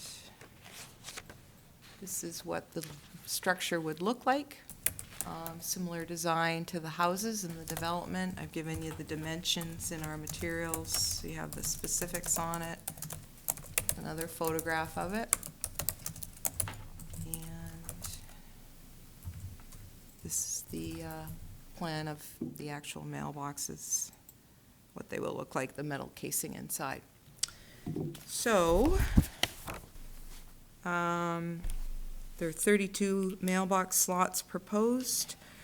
The concrete mailbox, the cluster mailbox will be installed on a concrete pad.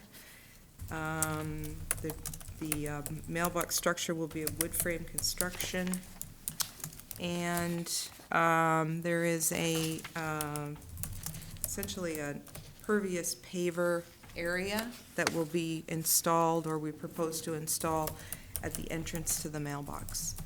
So we've said that we believe the mailbox will be of benefit to the residents of Kendall Lane. It will be maintained ultimately by the homeowners association once the subdivision is complete.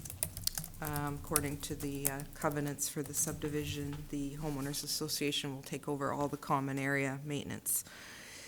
As you know, I believe that the test for insubstantial change, as set by the Housing Appeals Committee, is that there are no adverse impacts on residents or the surrounding area. So I would submit that this does meet the criteria for an insubstantial change. Ask the board to so vote. Board questions, Suzanne? Where do deliveries, I wasn't here for this decision, where do the Amazon trucks just go to each house? Correct, yeah. So this is just strictly mail, or maybe a small, It's just mail. Yeah. Because, again, putting in, not all residents will want to have mail there, but residents do want to have mail there. And rather than having individual mailboxes up on the curb cut, some houses with them, some without. The main concern, I think, is snow plowing. Yeah. Yeah. That this, what has been proposed, and the Postal Service has advised the developer that they'll only allow one mailbox. So rather than having, them spread out through the development, it's one only. Well, that was my question. Mark? Just my own curiosity, what are the large boxes at the bottom for? Probably for packages, I would gather. I'm not an expert on how the mail handles Wondered how these, it worked, if they're locked. but I believe that would be for larger packages. That's my guess. Frank, any questions? No. Jerry? No questions. How would the board, public comment? None? a How would the quiet board like group. to proceed? Motion to close. yeah. Well, I think we're voting We're voting separately, so separately we don't on each close, issue. I We don't think, have to motion close. to approve. Oh, motion to approve, Yeah, then. second. Any discussion on the motion? All in favor, please say aye. Aye. Opposed? That's a vote. Okay, thank you. And as to lot 11, Lot 11. So this lot is at the end of Kendall Lane. I'll show you the location, which is probably best shown on the conservation restriction plan. So the three lots at the end of the street, 11, 12, and 13 have this conservation restriction on them here. This is Little Pond here. This is land owned by the town. And this is the neighborhood, Alma Road neighborhood here, just to give you an idea. So this particular house, the developer would like to add a deck over the second floor above the bonus room. It's really just a nice added amenity for this house. It has a lovely view area, over the pond. There's a bonus room that's being proposed already at that elevation, and I'll show you that.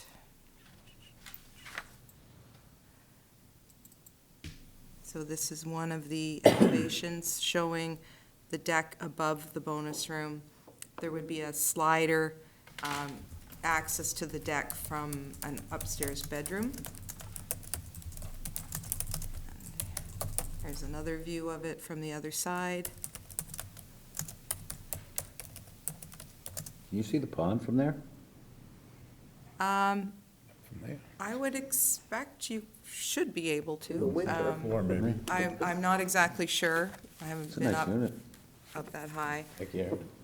Anyway, so as you can see, it's just a really nice feature for this particular house. It's not something that I think is appropriate for other homes on Kendall Lane, for example, the ones on the south side off Alma Road that would be overlooking, an abutter's house. But this particular house at Lot 11 is overlooking the pond. It's at the end of the street. The deck is really not going to be visible by any of the other Kendall Lane homeowners, except maybe perhaps Lot 12 might see a view of it. So in any way, we've said that in our materials that we believe the deck will be absorbed within the architectural details of the dwelling on Lot 11. We said that because of the conservation restriction, that the outdoor use of the entire lot on Lot 11 is very limited. So they really don't have the benefit of additional yard or, going right down to having their yard down to the pond. It is in a conservation jurisdictional area as well. So again, it's just a nice feature for this particular home, very unique, I think, to this lot only. So again, the test being that there not be any adverse impacts to the residents or surrounding area as set out by the Housing Appeals Committee in the Surfside Crossing versus Nantucket case. I would submit that it does meet the standards for the board to find it as an insubstantial change. Board questions? Jerry? No questions. Frank? No. Mark? None whatsoever. Suzanne? Nothing has to happen with conservation on this, right? No. Okay. All set. It's up to them. Unless there's a wetland up there, but no. I have no questions. Any public comment? Seeing none. How would the board like to proceed? Motion to approve. Second. Suzanne, second by Mark. All in favor, please say aye. Aye. Opposed? None? Vote. Thank you very much. Appreciate you, your counsel. time. Next up on our open meeting agenda, we have board discussion regarding the staking policy and lot coverage and bulk calculation policy with a vote anticipated. Happy to have a discussion tonight. However, one of our voting members is not here, so I would like to make sure he has the opportunity to impact before a vote That's is what I said to taken. Mark today, Yeah, too. because So- actually Scott was Yeah. the one One of that the started ones the who ball was- rolling Right. on the bulk. So it'd Board be- be okay with tabling this until the next meeting when he is back? I think that's proper. I have no problem with tabling it, but let me just understand, I've got this memo that Noreen sent out, which refers only to staking, but what is the issue with bulk now? It's the thing There's been with- discussion about how we I come wasn't here for to, that. They were there's been last some week. discussion about how we come to bulk calculation. Or if we eliminate Right. the policy altogether because of the difficulty to comply. I'm not saying we will, but I suggested that may be a worthwhile discussion. Well, you're talking about the height and so Yeah, forth. the check. Because the bulk really is kind of only Yeah. part of it. Correct. Yes. But not complete. Okay, all right. So perhaps to assist the board, I did have some conversations with previous zoning board members to kind of get a taste for where this came from. And I think that the intent clearly is that when you are voting on somebody who's making a change, such as an addition, that you want to make sure that it fits into the character of the neighborhood and that you don't have one house that's exceeding what you're typically finding within the neighborhood. And from what I've understood from the people that I've talked to, the intent was to get a flavor.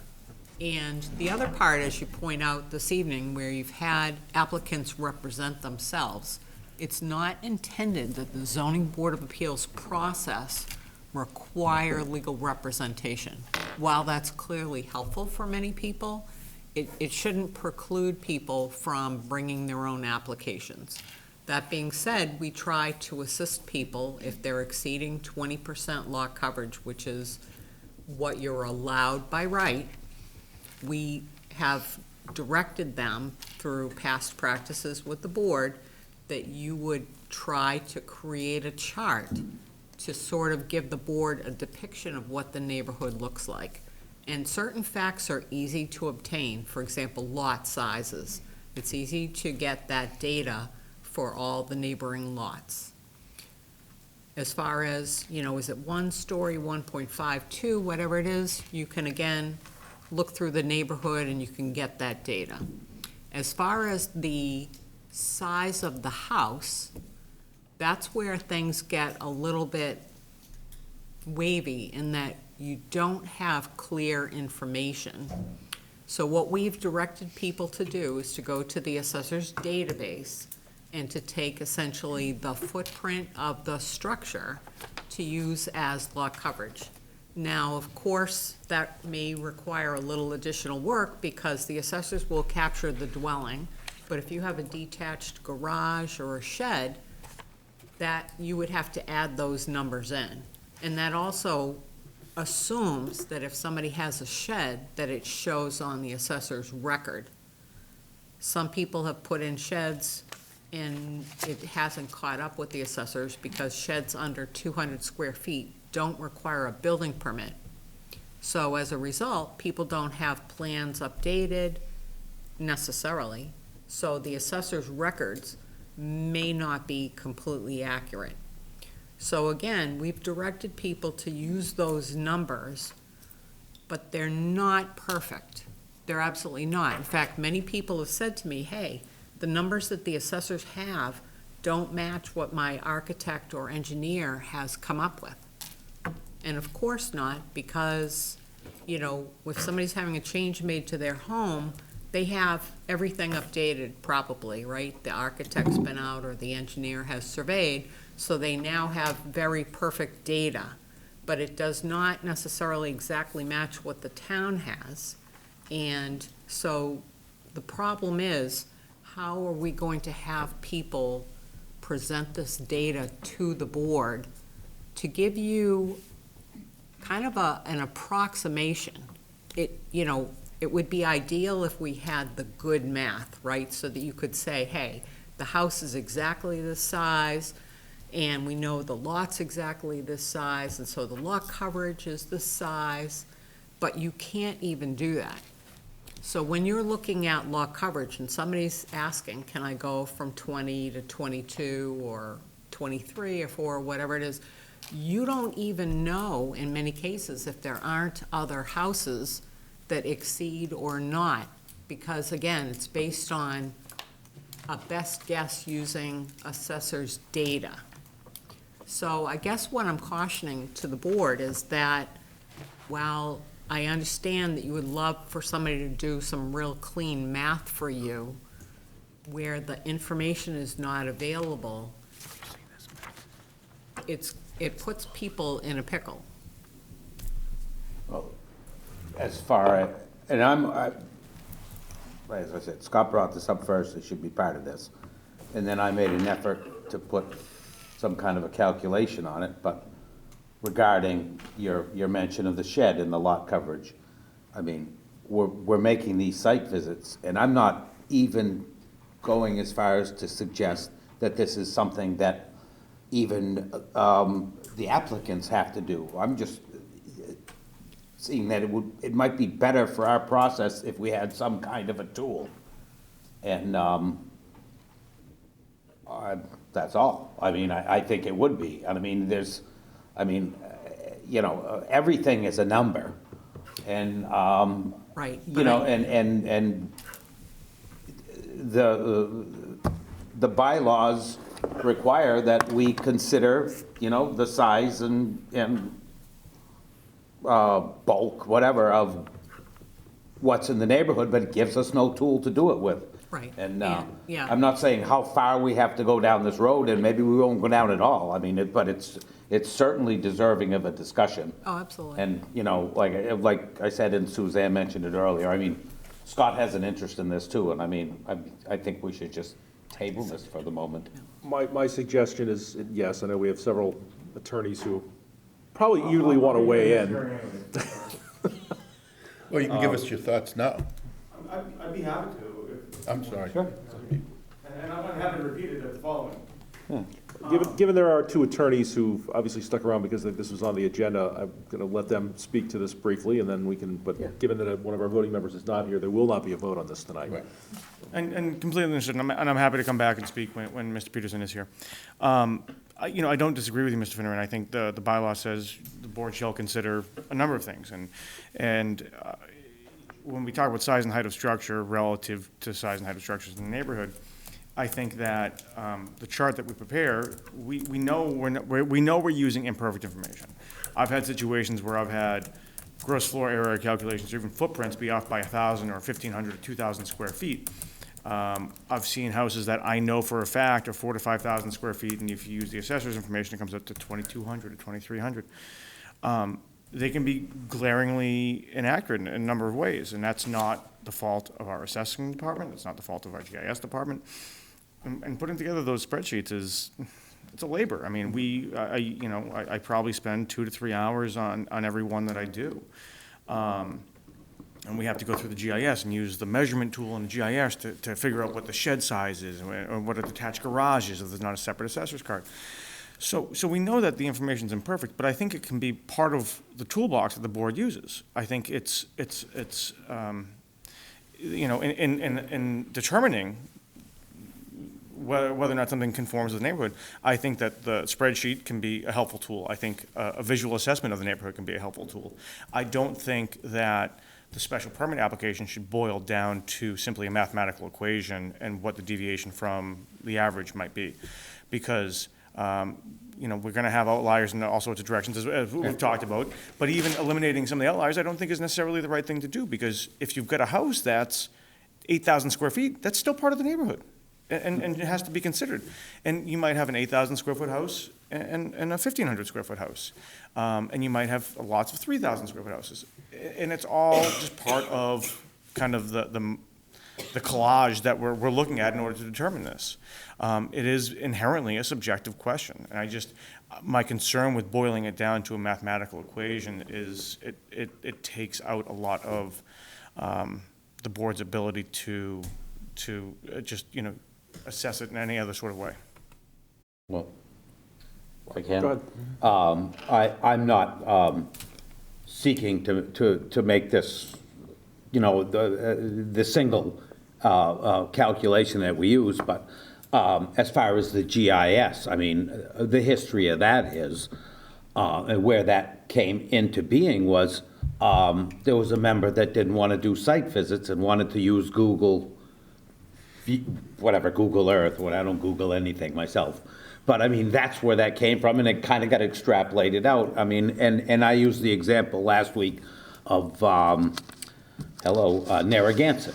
I mean, instead of using, the overall picture that you had, the Google view, I think in the instance of Narragansett, it's better to look at just that street as a neighborhood. And I mean, this is very subjective, and then, I only want it to be a tool. I don't, and I appreciate the amount of work that you do, and I think a lot of that is too much work.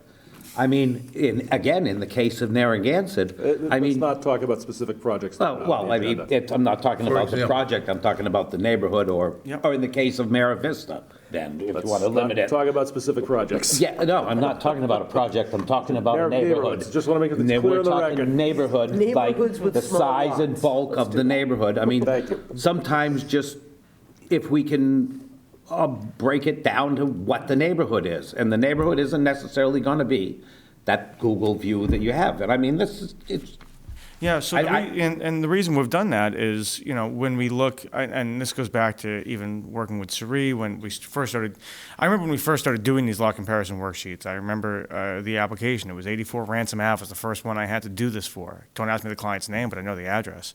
But that was the first one I had ever done, and then all of a sudden it became, well, this is now what we want to have submitted. And when looking at that, we said, well, what's the area that would provide notice to abutters within 300 feet? So that became the de facto neighborhood that we looked at. So that's how I've always prepared them since then. I would love to do less. Well, I think that, again, I think that's too much.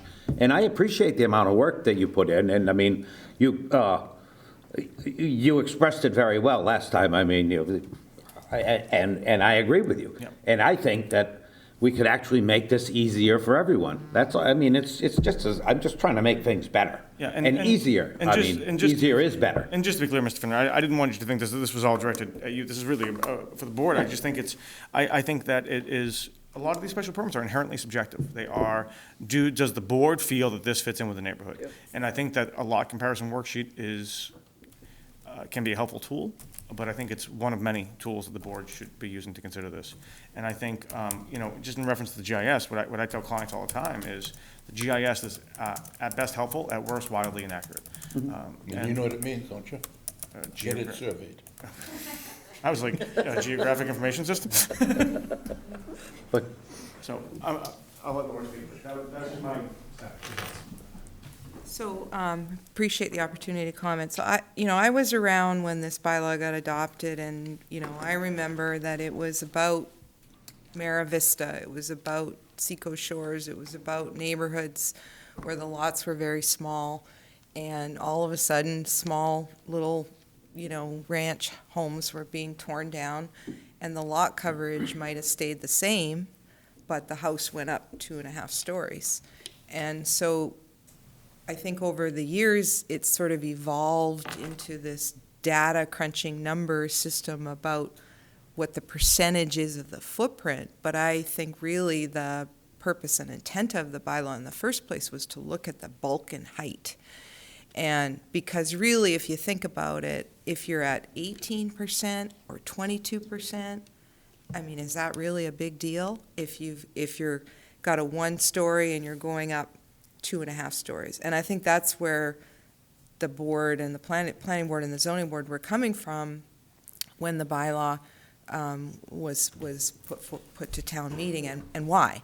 And we all see, you could drive through those neighborhoods and you can see those very large homes that were put in by right at 20% lot coverage, but they went up 2.5 stories. So, they went from a ranch up. So my impression of it is that, like Kevin says, it's kind of evolved over time into providing this data, but I don't really personally think it's necessary. I mean, I think an applicant should be able to just file a GIS map showing the neighborhood. I mean, you all can read a GIS map just like me. You can look at the GIS map, you can say, okay, these are all small lots. These buildings are all, in tight, or these are big lots and the buildings are not in tight. I mean, you can get a sense of what the neighborhood looks like in terms of building footprints and lot sizes just from the GIS map. And then maybe have an applicant submit photographs of other homes on the street or in the general vicinity of the neighborhood with the address. Give a number, submit 10 photographs. So if the board members don't have the time to go out and do site visits, at least with that information, they're gonna be able to look at a GIS map and say, okay, the applicant submitted a list of photographs. Here's, 5 houses on this side of the street, another 5 on the other side of the street. From that, you're gonna get a very good sense of what is appropriate for bulk and height in the neighborhood. And I really think that we should be trying to go back to a simpler way of dealing with this issue, because it is a lot of work. It's expensive for people to the engineers and surveyors in town really aren't doing this anymore because they don't want to do the lot coverage analysis. And it does take, when I do them, it takes 2 to 3 hours of my time. So it's a big expense for applicants. And I guess because of that, I'm just sort of saying, if you're having this discussion about it, maybe you should kind of go back to the beginning and go, is this data really helping us? Because all it's really telling us is what the size of these footprints are on these lots. We can eyeball that from a GIS map. And if we have photographs and we can see what the bulk is of other homes, then we can get a sense of the neighborhood. So those are my thoughts. Well, one of the things that comes up in the past, we have no definition of neighborhood, and I think we've defaulted to 300-foot abutters. And I guess making a statement, I just don't know how I would consider the neighborhood other than the 300-foot. And the other thing is, I don't know if it's more expensive, but in highly dense areas, maybe a shadow study helps to a lot, but I don't know how expensive a shadow study is. I mean, that's gonna add more money. Shadow studies are tough. I mean, you have to get an architect who understands what that is and how to do it, and, you know, there are no real guidelines on what information you're providing, but it is more of an expense.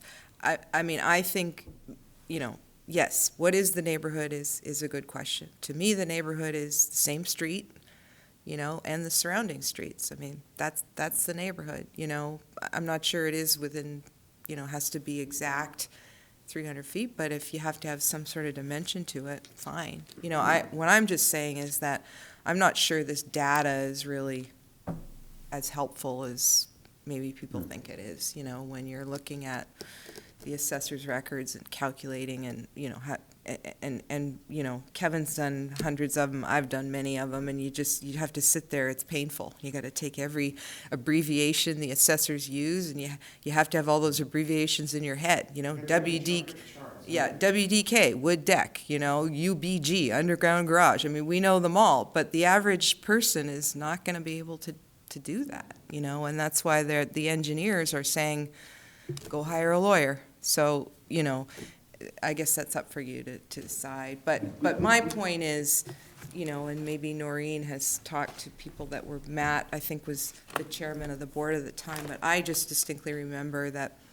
people in town, the planning board and the zoning board, were upset about the 20% houses coming down and becoming much bulkier and greater in height. And that was why this bylaw came about, so that the Board of Appeals could review these and say, you know, if you're gonna go up 2.5 stories and you have little ranch houses all around you, it's not appropriate.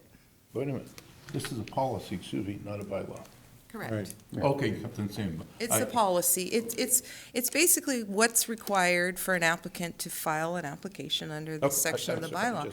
And these guys know, I mean, they go through it. There's a lot to it. And you know, and while we're sort of talking about those things, I mean, even the plan requirements, it would be helpful for a layperson to know, you know, even your comments tonight, Mr. Finneran, about, you know, you don't have the Water Resource Protection District on here. You don't have this on here. You don't have that on there.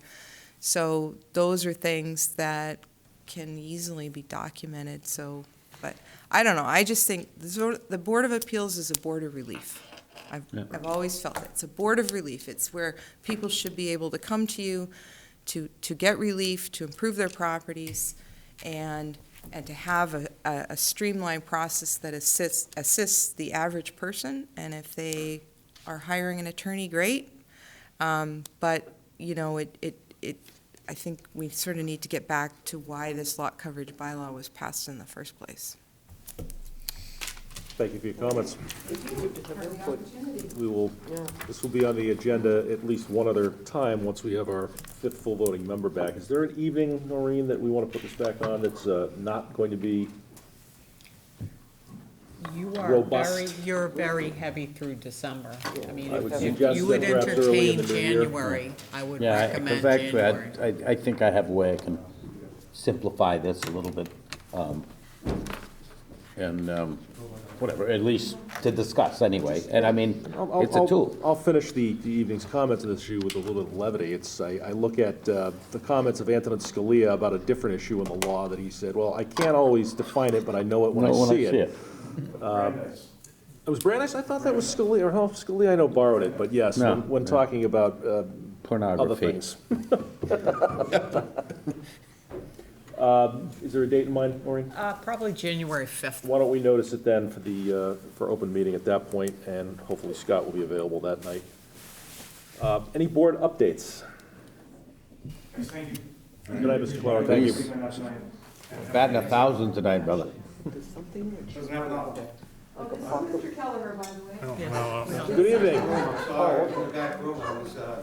I can't say, I can only see it's brown. Any board updates? So the bylaw recodification was passed at town meeting, as most of you are probably aware, several of you were there. The way that it looks to be that it's going to roll out is that as of the date of town meeting, the recodified bylaw is now the bylaw as of the date of the vote. Now, it's also subject to the Attorney General's office approval. So what we will do is, in the interim, any applications that come in post the town meeting vote will be reflecting both the old bylaws as well as the new, so that we are covered in the event that the AG does or does not approve the recodification, that we don't create any errors for decisions. So we will be getting everybody a copy of the recodified bylaw to use for any applications that are submitted post-town meeting.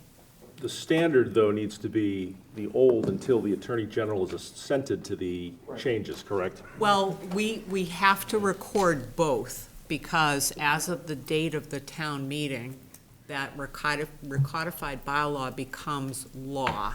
Not So- until it's assented to, though, I believe. Relates Well, back, but the it- approval relates back to. Correct. So the problem is that, or if the Attorney General approves the bylaw, any applications that were filed post-town meeting are, Need to be applied. have to be under the recodified bylaw. So what we'll do is we'll have both Okay, to cover ourselves. Amen. Any board discussion? Seeing none. Future agenda items, covered one. Anything else? At one time, and maybe it's too early, you had sent out something about policy. I know the last board started to get into it and didn't change it much.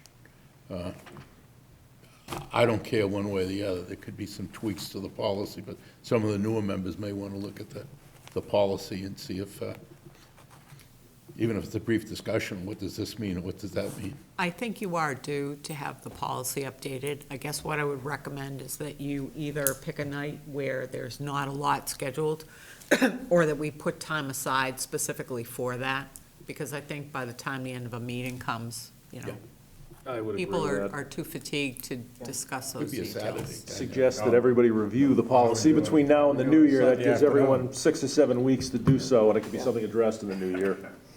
And we are still lacking an associate board member, so if anybody in the public would like to join this group, we request that you send an application to the Select Board's office.